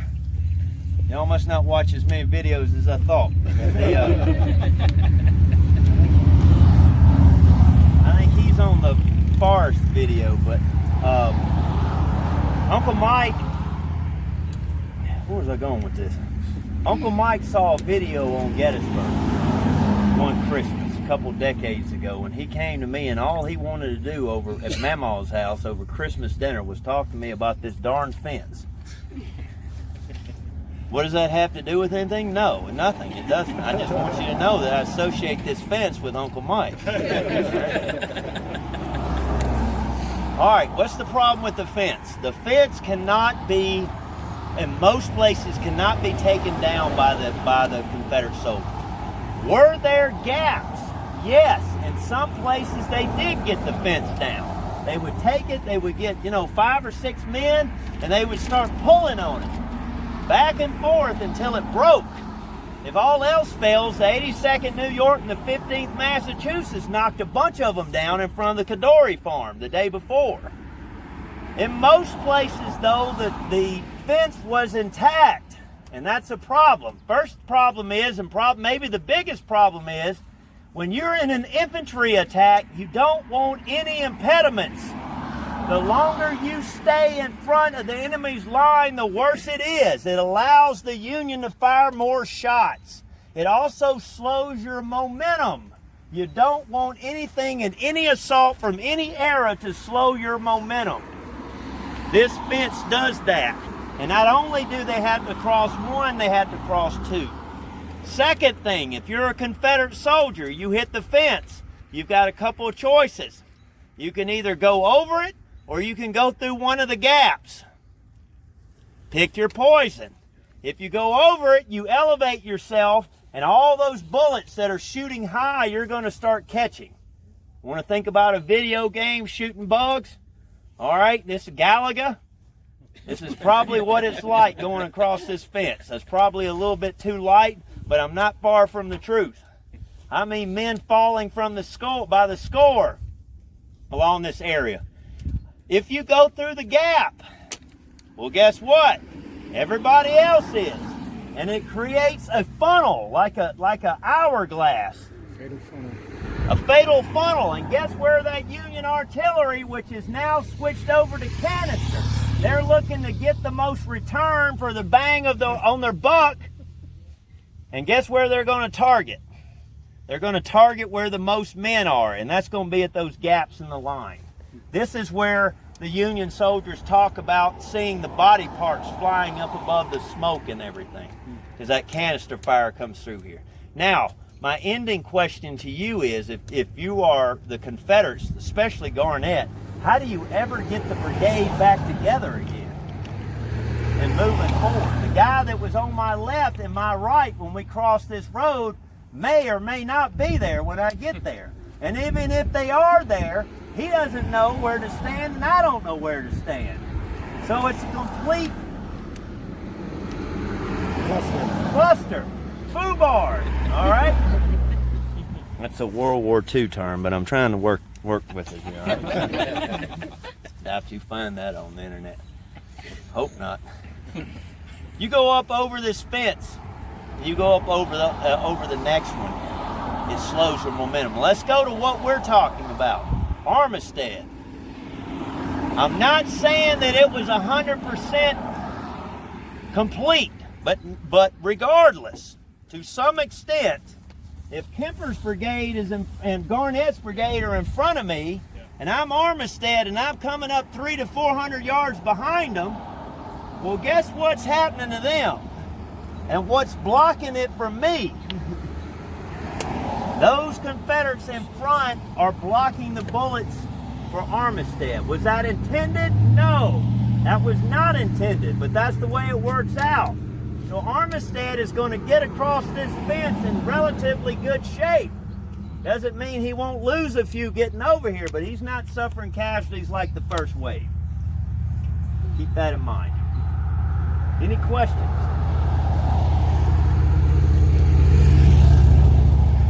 All right, it won't take but a minute. We're gonna walk down to this gap. I'm gonna wait for everybody to close up. We're all gonna cross this road together. All right? Oh, wait a minute. The $25 people are over here. That's okay, we can take the other trail. If you spend $25 here at Gettysburg, your reward is spending extra time in the sun. That's why you pay money. On the free tour, we don't go to such extremes. How far You're up talking about, I think you're talking about the howitzers they took out of the line just to go forward with the infantry? Yes. All right, that battery is designated. That's why there's howitzers behind the Virginia Monument. And that's why most of you, when you stand at the cannons over there, we don't mean to mention any names, but the $25 tour was standing on the original Civil War earthworks. For some special people that are supposed to be knowing what they're doing, I wouldn't be standing on the original lunettes, but that's just my opinion. In that area. So the howitzers, somebody remind me, I think there was like, what, a dozen? Roughly, I think. Roughly about a dozen howitzers that were supposed to go forward with the Confederate infantry. And they got ready. Alexander got ready to go forward, and he turned around. The guns weren't there, and he was very perturbed about that. But he come to find out after the battle, he couldn't be too perturbed because Pendleton, Lee's chief of artillery, had moved them because they were getting shelled while they were and I guess they were already limbered up, and so they just didn't go forward. The howitzers, neither here nor there, but the howitzers could not shoot from the Virginia Memorial to Cemetery Ridge. Their range wasn't good enough. They were too short a barrel, whatnot. Charge was too low. So anyway, that's why they put them in reserve. It would have been interesting to see if that would have worked out, or it would have just ended up with a dozen guns in George Meade's hands. But, one of those aspects. I have one question, Matt. Yeah. So Pettigrew's group at this point, did they make it anywhere near here, or was it they were still far back? Oh, if you were standing here with them, they'd say, they'd argue with you. They went a lot further, Oh yeah, that became a big point to the veterans, but we don't think that much about it. But it was a big deal to these boys, these veterans back then, is who went the furthest. And you see them fighting it out. The common soldiers, the Virginian will ride in, and then somebody else will have to tell them that ain't how it happened. They went further right here. Generally, if you want to split hairs, because of the angle where you see the $25 group lounging around up there, if I paid $25, I'd like to stand in the sun. That is the angle. If you look behind there where you see the George Meade statue, you know that the Union line continues further back from the angle. Well, if you want to split hairs, the Confederates that make it to that stone wall probably advance further than the Virginians, but they don't meet any resistance either physically until they get to that stone wall, which is further back. So it depends on if that's meaningful to you. You could argue that Pettigrew's division did go forward further. But then again, you never see Pickett's men ever saying anything about that. Do you know how many Virginians it takes to change a light bulb? 6. 1 to change the light bulb and 5 to tell you how good the old one was.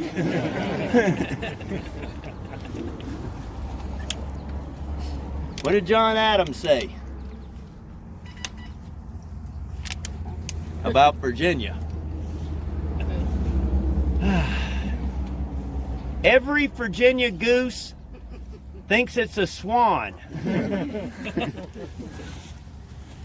Is that enough? All right. When only a few hundred yards from the Union line, Kemper, who's still up on horseback, rides back to find Armistead. This is going to be somewhere in front of you right here. Mounted on his horse, Kemper looked down and said, "Armistead, hurry up! My men can stand no more. I'm going to charge those heights and carry them, and I want you to support me." Armistead responded, "I'll do it." What does that tell you? They're doing this on the fly. All right.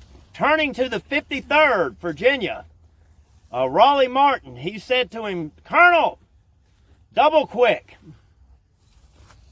And the men start trotting further. Now we're getting to the climax. It's time to go. As Kemper turned to ride back to his line, always like this, Armistead called out to him.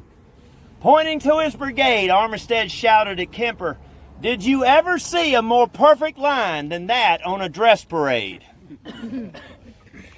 Armistead's proud of him. His brigade's in good shape, and most of his men have crossed both fences, as good soldiers would, and they have reformed and they are moving forward, and he is very proud of the way they're moving. As, once again, Armistead turns, and raising the hat to the tip of his sword, Armistead resumed his place 15 or 20 yards in front of the brigade, cheering the men on and urging them to follow him. Kemper's remarks show that the point of attack, the highest point of Cemetery Ridge, was not chosen until after passing the Cadore house. When Kemper ordered a charge, it was to the left, and his brigade therefore pressured the right flank of Garnett. I've said this, but I'll say it again. Had Kemper maintained a more direct course, perhaps towards Stannard's brigade, he would have ended up where you see that column, that big column of a monument over there, with the soldier with the bent knee on it, on top. If he just stayed toward that general direction, toward Stannard's brigade, this would have left a gap for Armistead's men to fill and created a much broader front of the Confederate attack. Now, this opinion I'm telling you right here is actually from Kathy Harrison, who was our former historian here from Gettysburg. She wrote a book on Pickett's charge. Nothing But Glory, is that right? It also would have stopped the Vermont men from flanking the column, in her opinion. All right, here they come. So, to rehash right here.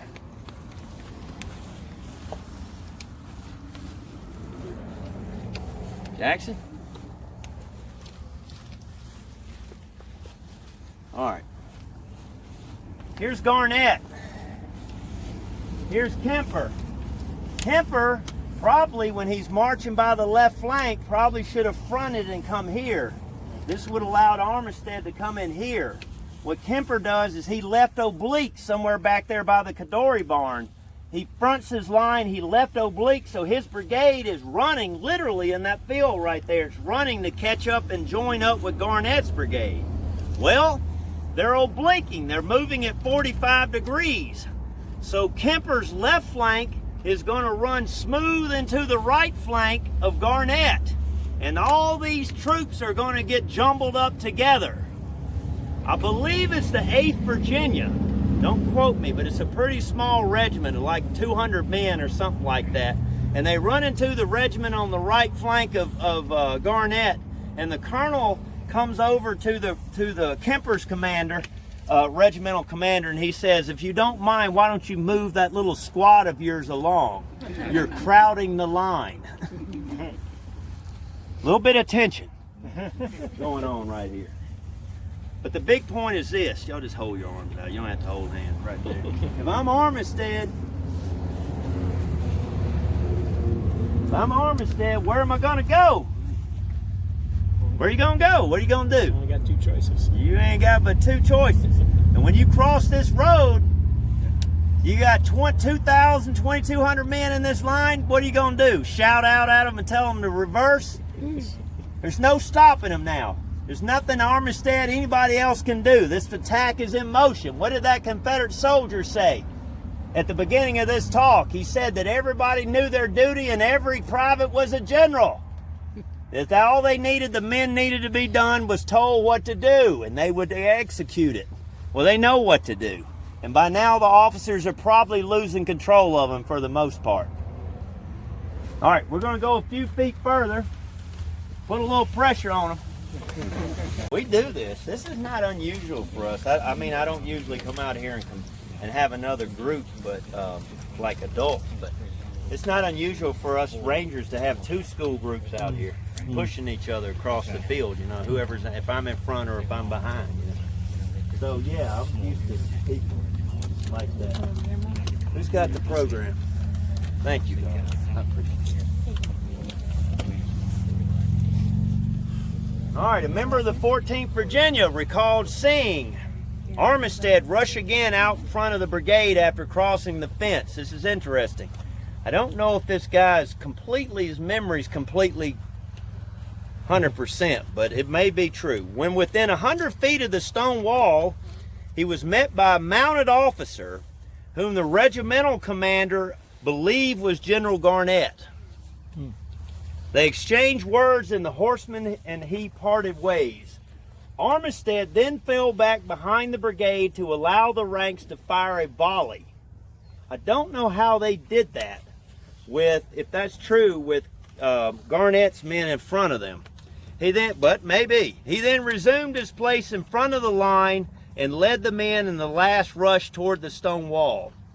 Armistead came up primarily in the rear of Garnett. So I guess they're Garnett, with his right overlapping the left center of Kemper.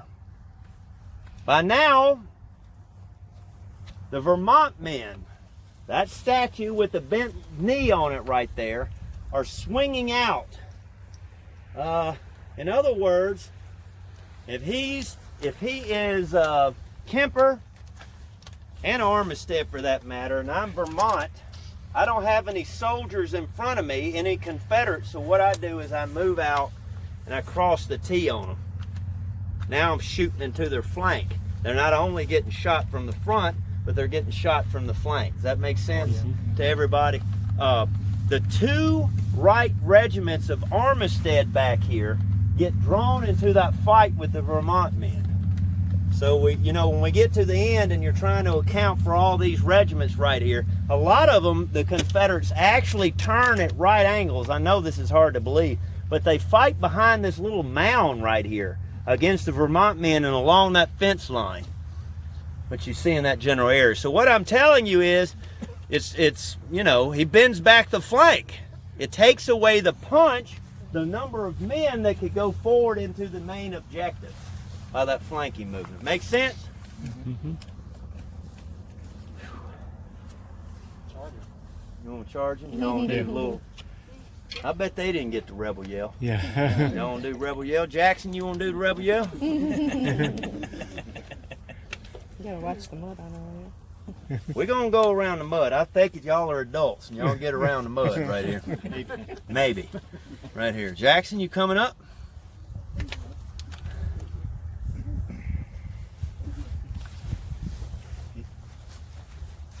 You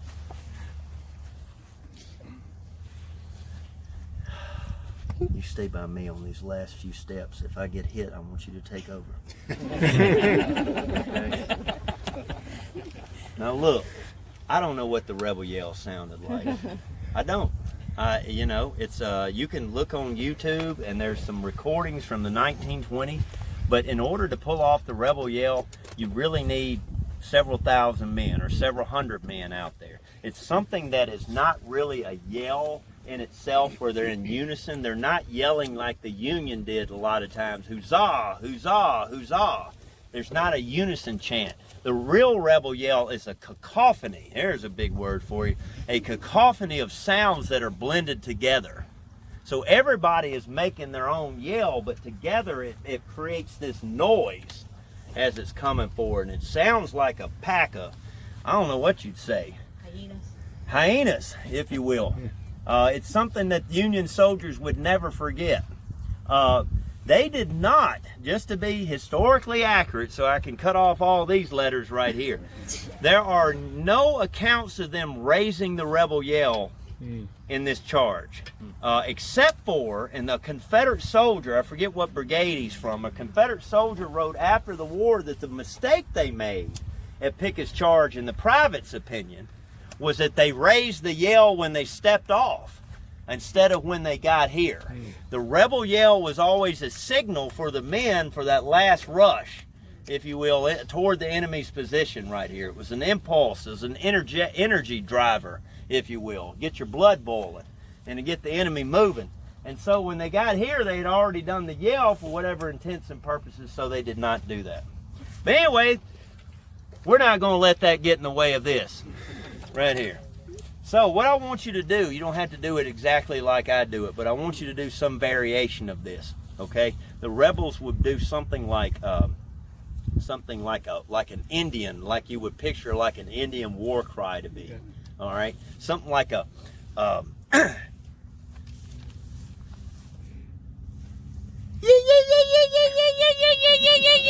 and then you got the sustained one.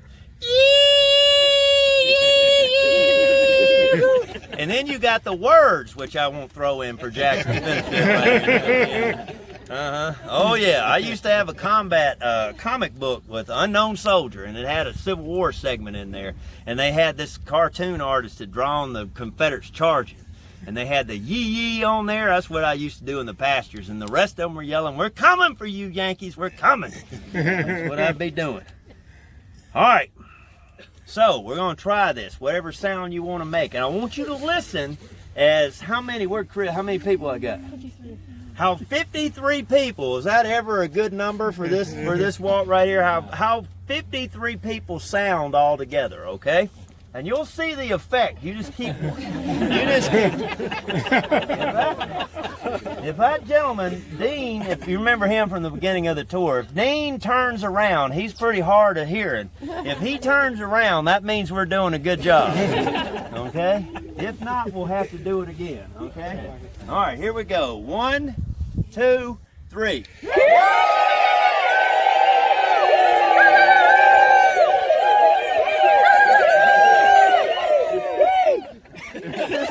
Now that's a good rebel yell. That's how you get them going, right there. All right. You got the red shirt man to stand up. There you go. Yeah, them Yankees, they don't like that. The old mama, my grandmother, my daddy's daddy, my old mama used to say that hearing Dixie made her feel like shooting a Yankee. Sounds like Granny. It does, doesn't it? It does, doesn't it? I always thought that too. Looks like we did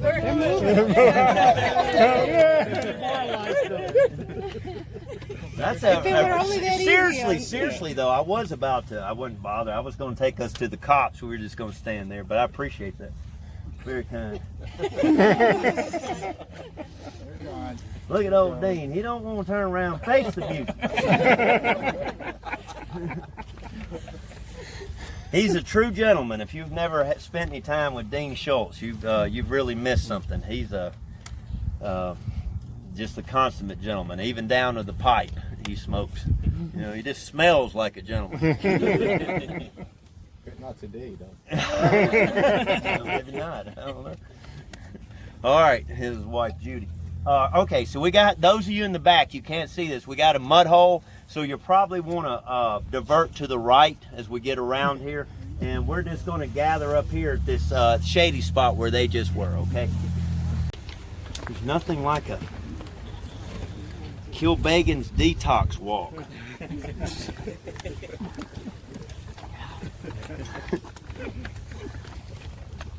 Ooh.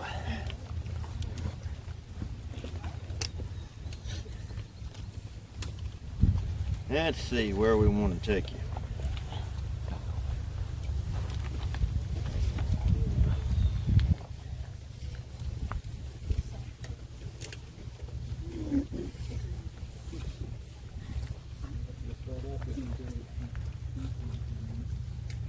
All right. I remember. What about we do this? Why don't I stand here and y'all stand here, and I'll get the sun.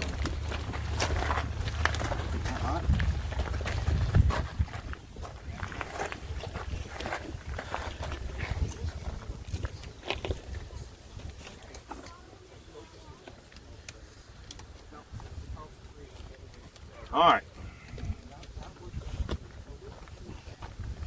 Now they cook it. All right. By this time, Garnett is down. You don't know the story of Richard Garnett. That's a cool story, to say the least. But Garnett went in mounted, as I said at the beginning of the tour. And the reason he went into this attack is that nobody was going to call him a coward. All right, now he falls somewhere out here. The only vague, and it's vague at that, the eyewitness account of him falling has him catching a ball in the head and toppling from his horse. The movie portrays his horse galloping back out of the smoke, if I remember correctly. And that is accurate, I think. I think he did run back to the Confederate lines, and some people noted they knew Garnett's horse coming in.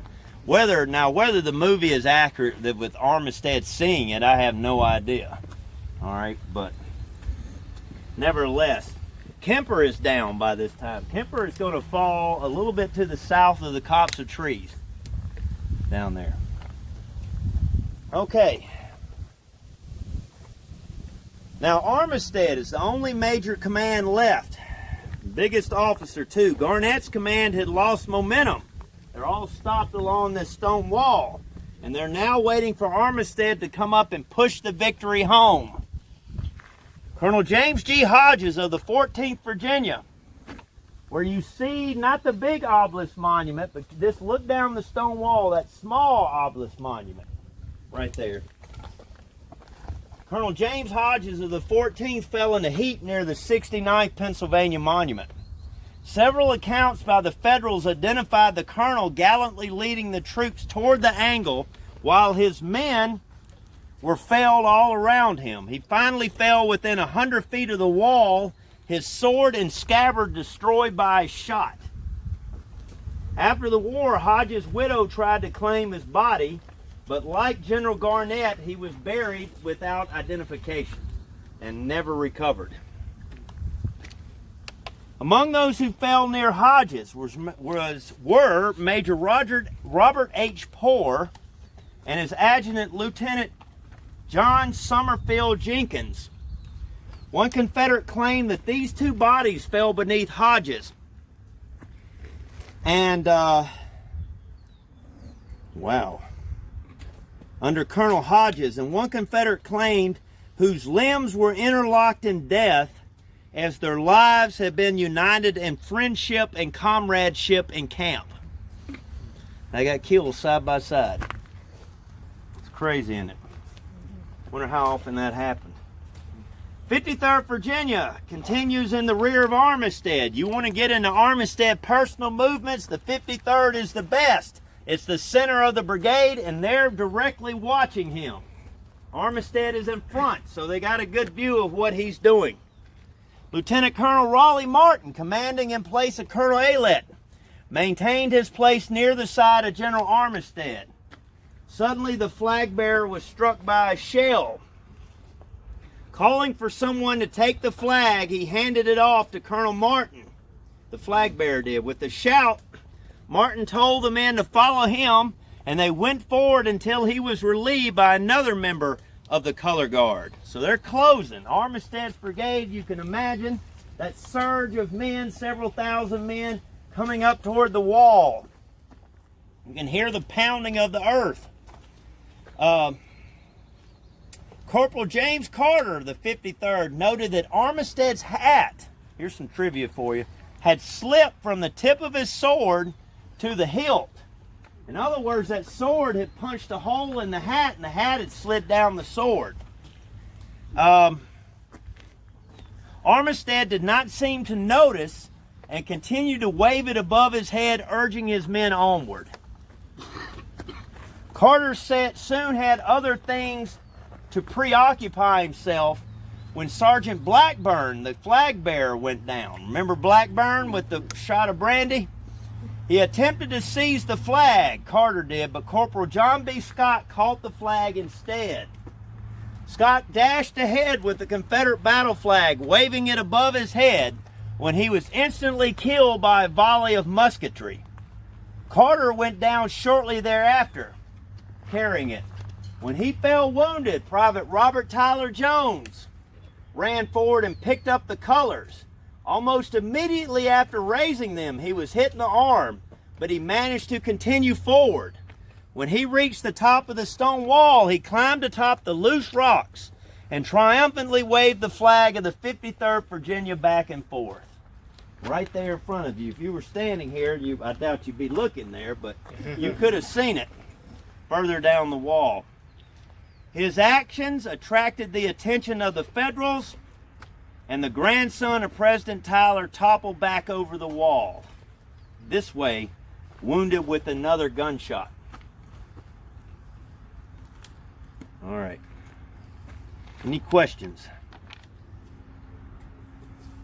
All right, what we're going to do then is, in an attempt, I noticed that well, we're just not going to pick on them anymore. All right?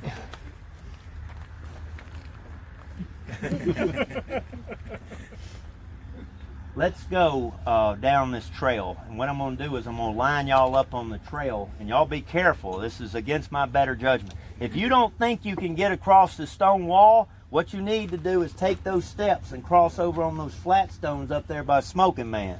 All right? So, if Mr. Paul Mall. All right, so, what brand was it? Winston, sorry. Winston.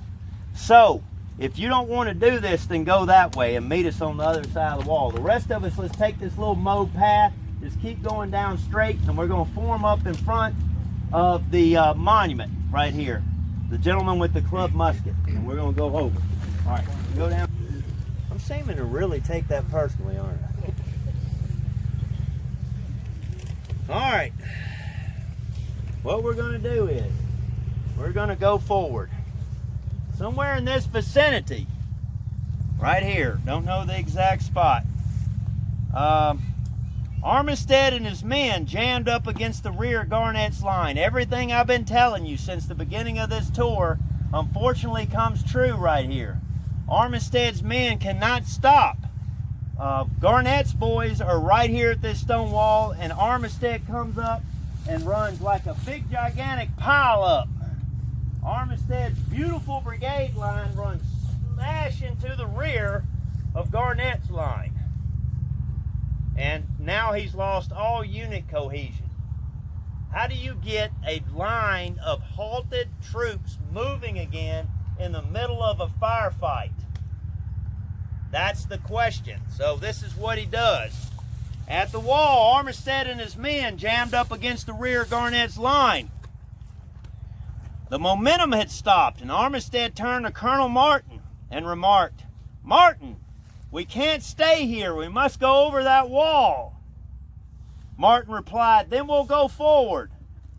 Armistead again placed his hat on the tip of his sword. He must have noticed it by now, so that his men and the other men of the brigades could see him. Then he scaled the wall.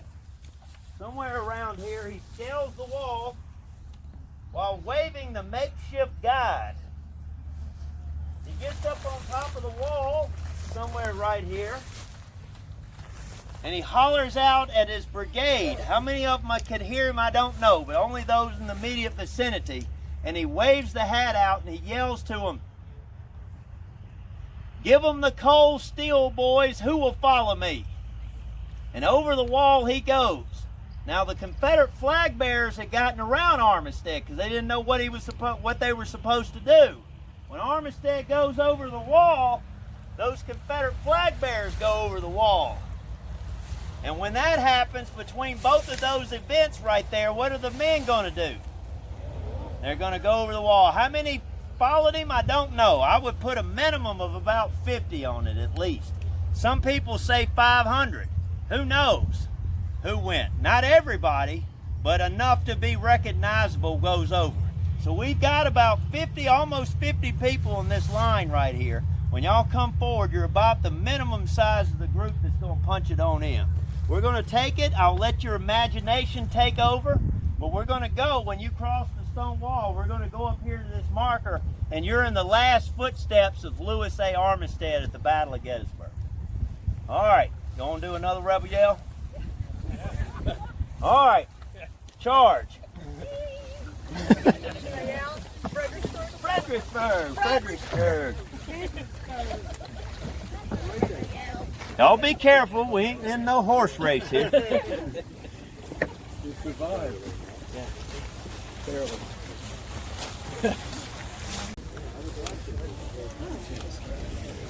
You probably have to get it the side angle in order to read it. Must have had a heck of a time running past all these monuments. It must have. Especially vaulting this one, right? Yeah. All they had to do was chisel his name on it, right?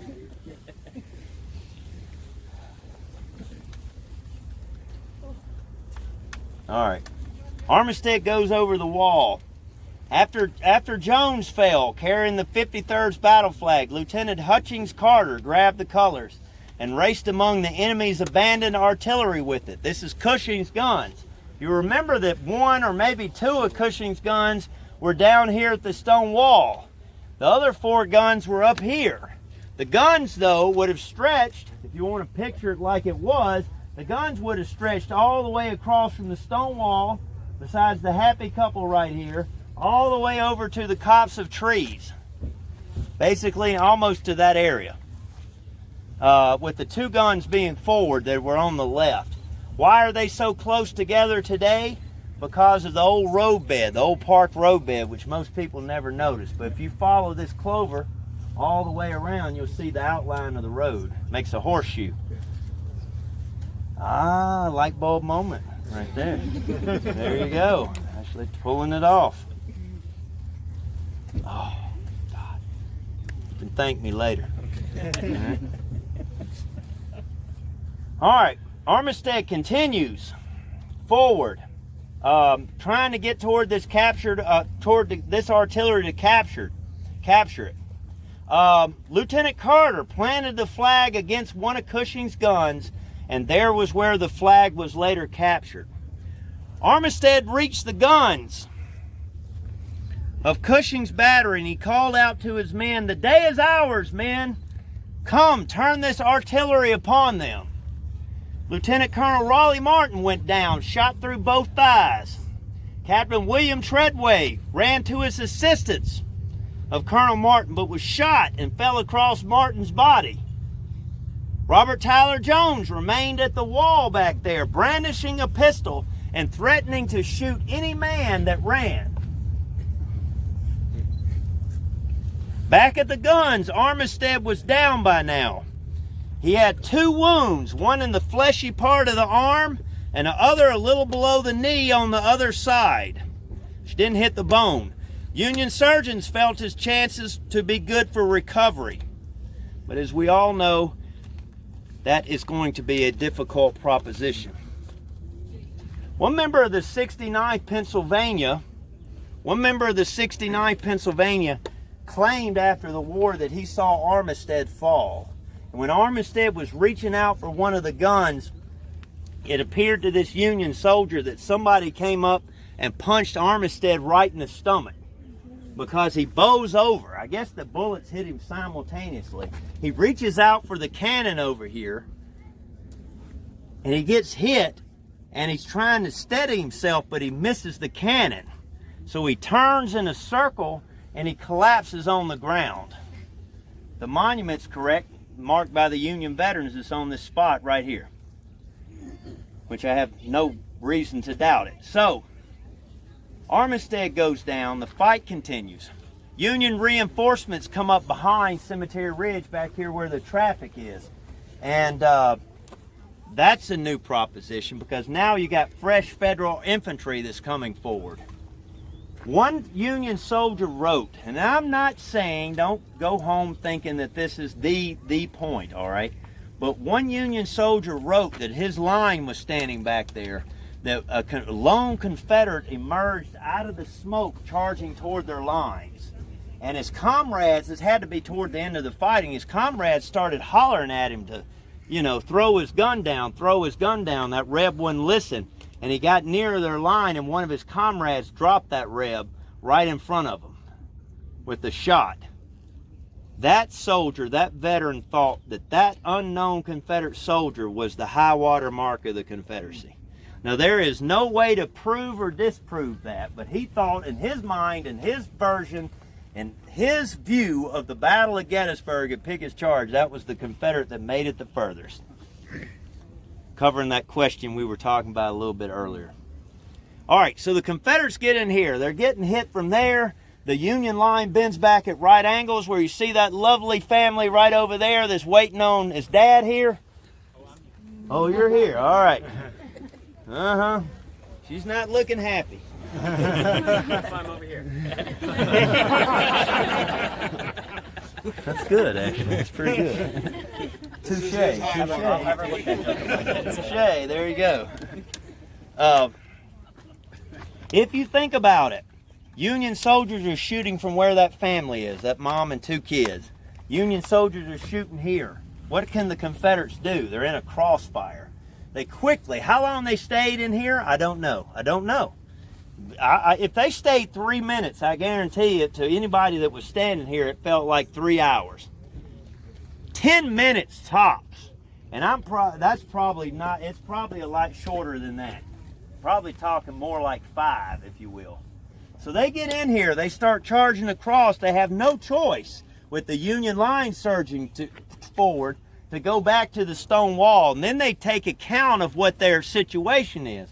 By now, the Vermont boys are out there in that pasture, and they're crashing in, getting closer and closer to that snake rail fence you see out there.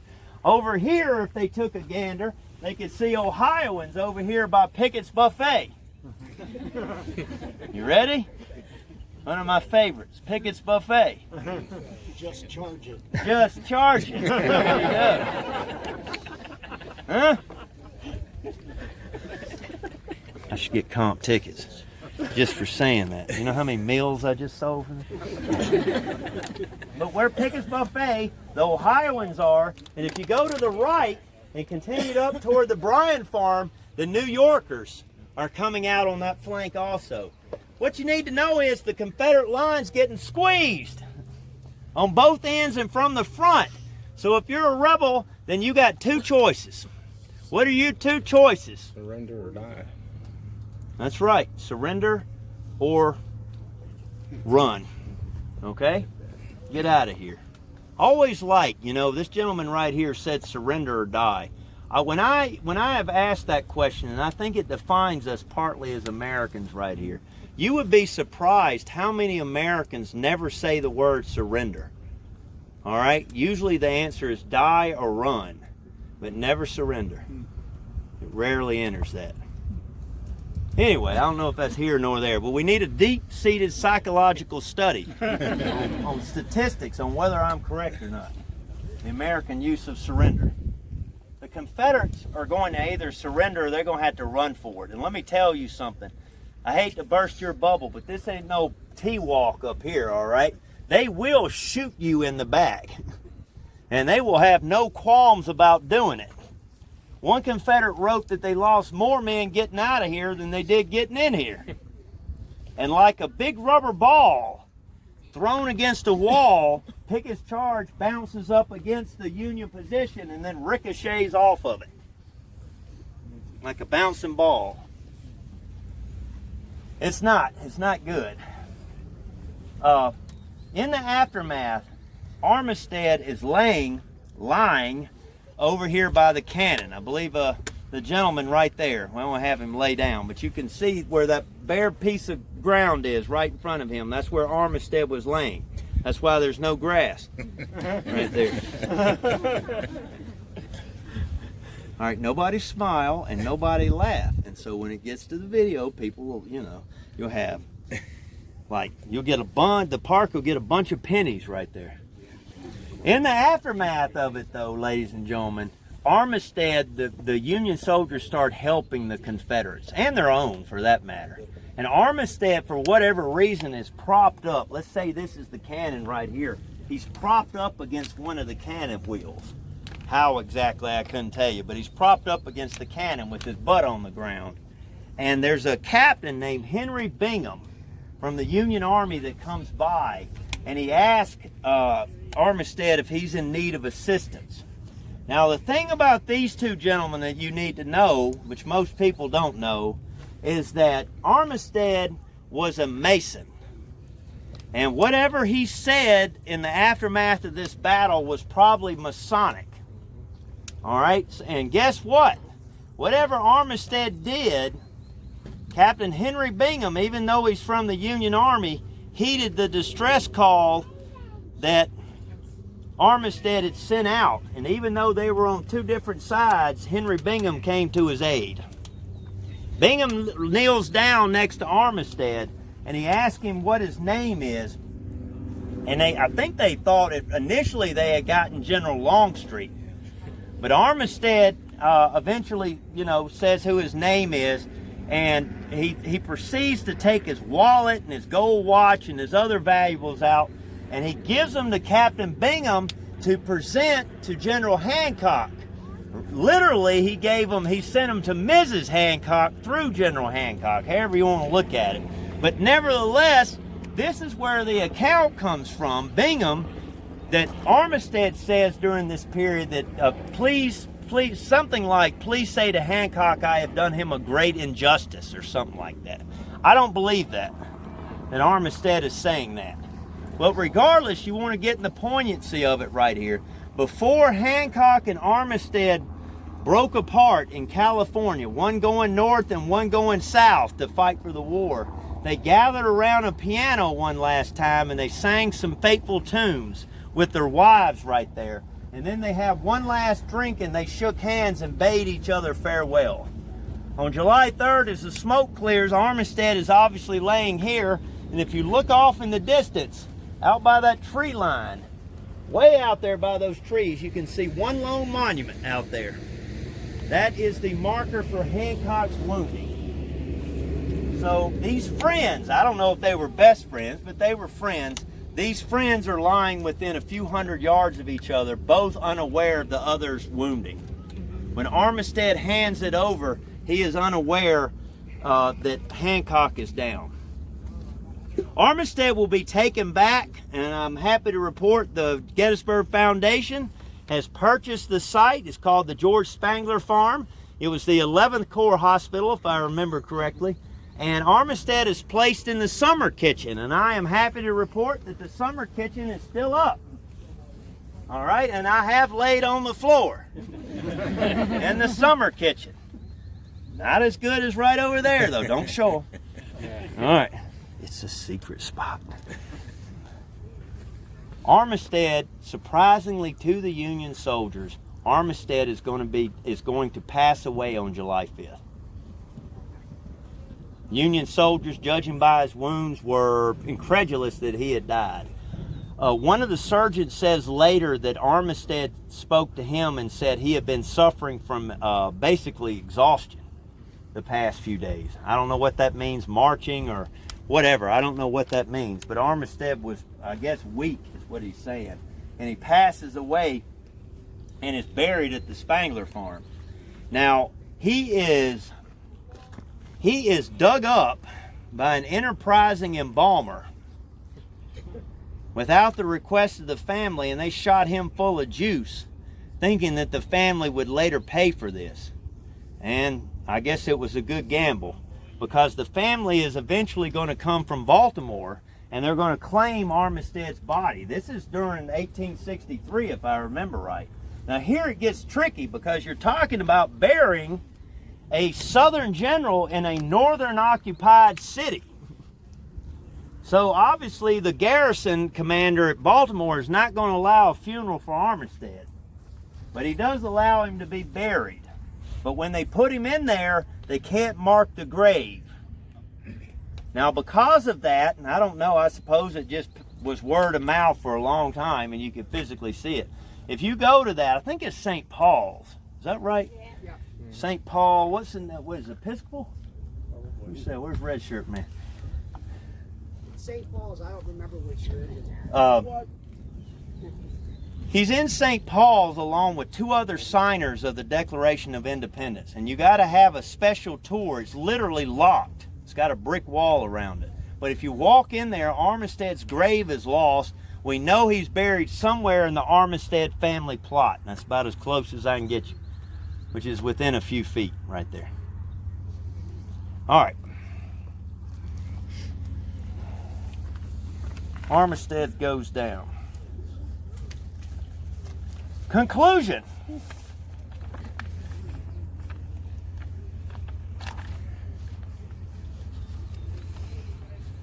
$25, huh? Already gone, huh? Uh-huh.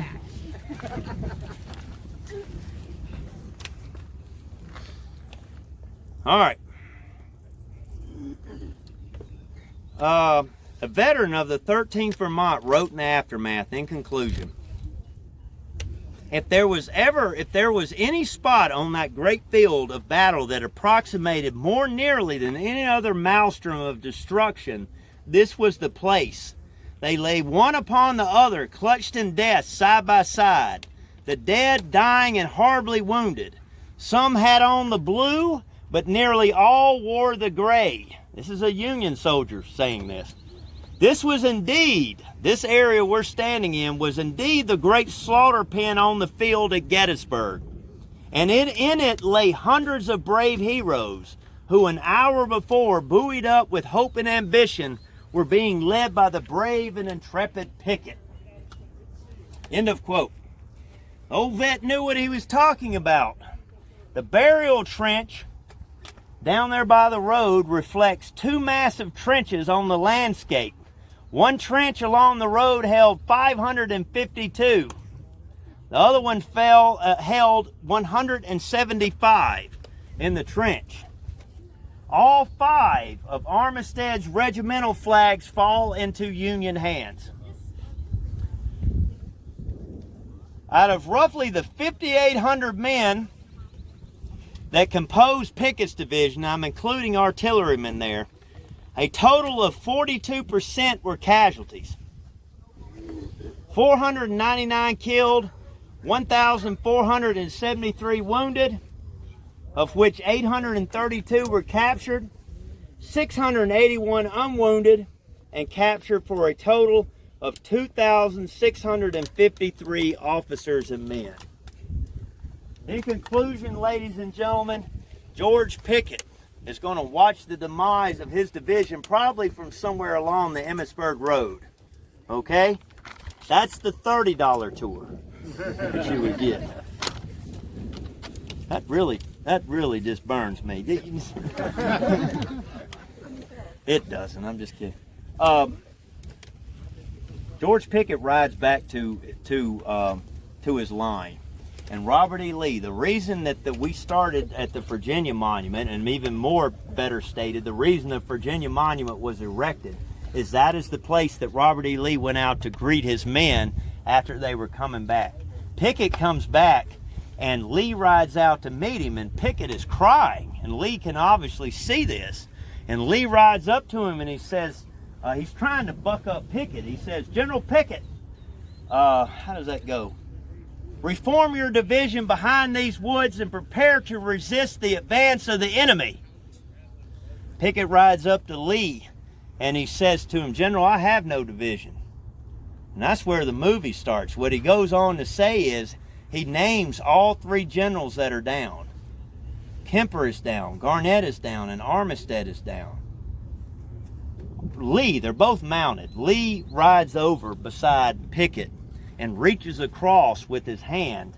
Pickett's got his hands in the palm of his saddle, and Lee rides over and reaches across and puts his hand on Pickett's hands. He says, come now, General Pickett, this day has been all my fault. You must do the best you can to help me out. Pickett's not having any of this. All right? Pickett rides on past Robert E. Lee, and you could mark that maybe as the start of their demise as a relationship between 2 generals. But anyway, Pickett is most of his men are going to go back and dress their wounds and refill their canteens back behind the wood line. Pickett will come up and he will tell the men who are unassembled, I mean, they're just a mob, he'll ride back there and tell the Virginians to just go back to our original campsite, which I suppose was somewhere over by the Chambersburg Pike. When they do that, the men, in thousands of them, start marching behind Seminary Ridge, nonchalantly, in no formation. Some enterprising Confederates, some of the Provost Guard, assembled a detail across a gully. I would love to know where this is, but it was a bottleneck for all these thousands of men. And they set up a guard there, and they started to collect Pickett's men and sort them back out into units. They were rallying them, in other words, getting them back into unit cohesion. George Pickett comes riding up, and he is still crying. He comes riding up, and he cusses out the provost guard for stopping his men there. And so with the provost guard up against the major general, literally, they open their ranks up, and that mob just goes streaming through there. Pickett's division, including Armistead's, will suffer what they consider, or at least Pickett considers, a great injustice after the battle when they are ordered to guard the Union prisoners on their march back to Maryland.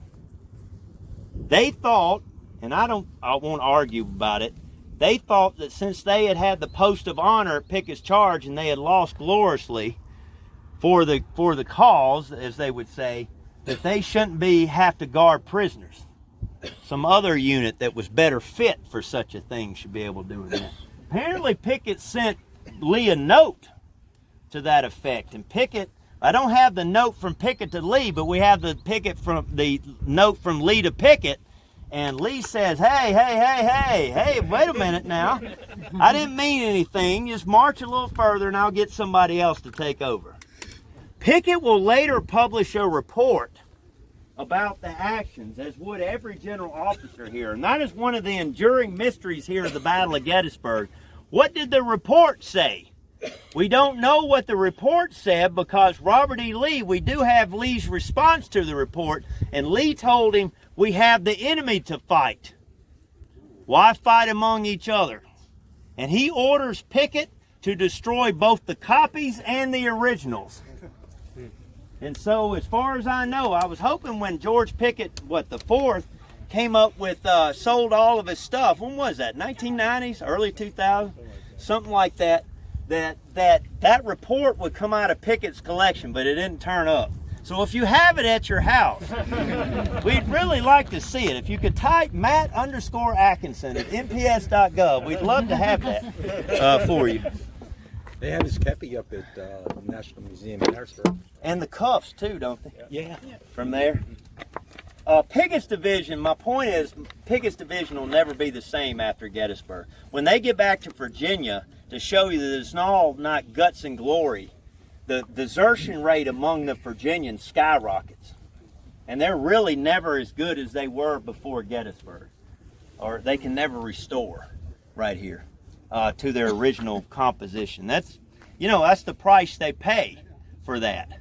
Meanwhile, on July 3rd, over on the other side of the fence, I believe it's Fremantle, says that Lee is recorded as saying, I thought my men were invincible.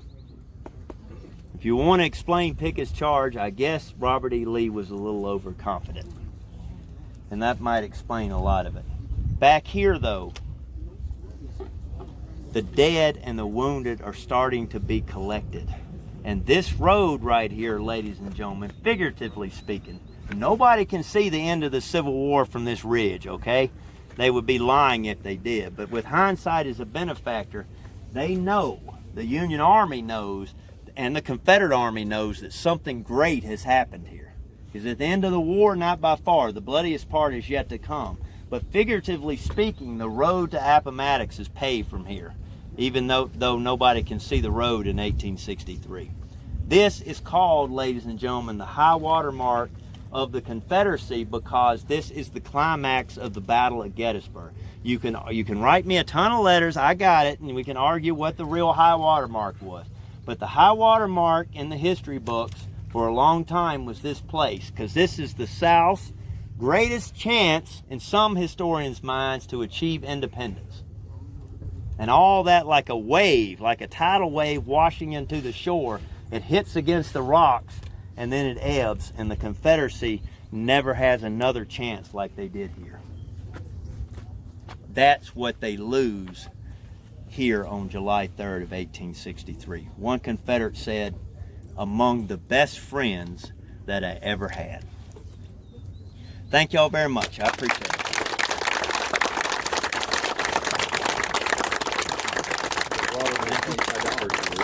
Yeah, a $25 tour, you'd have cold water. My husband remembers you on TV about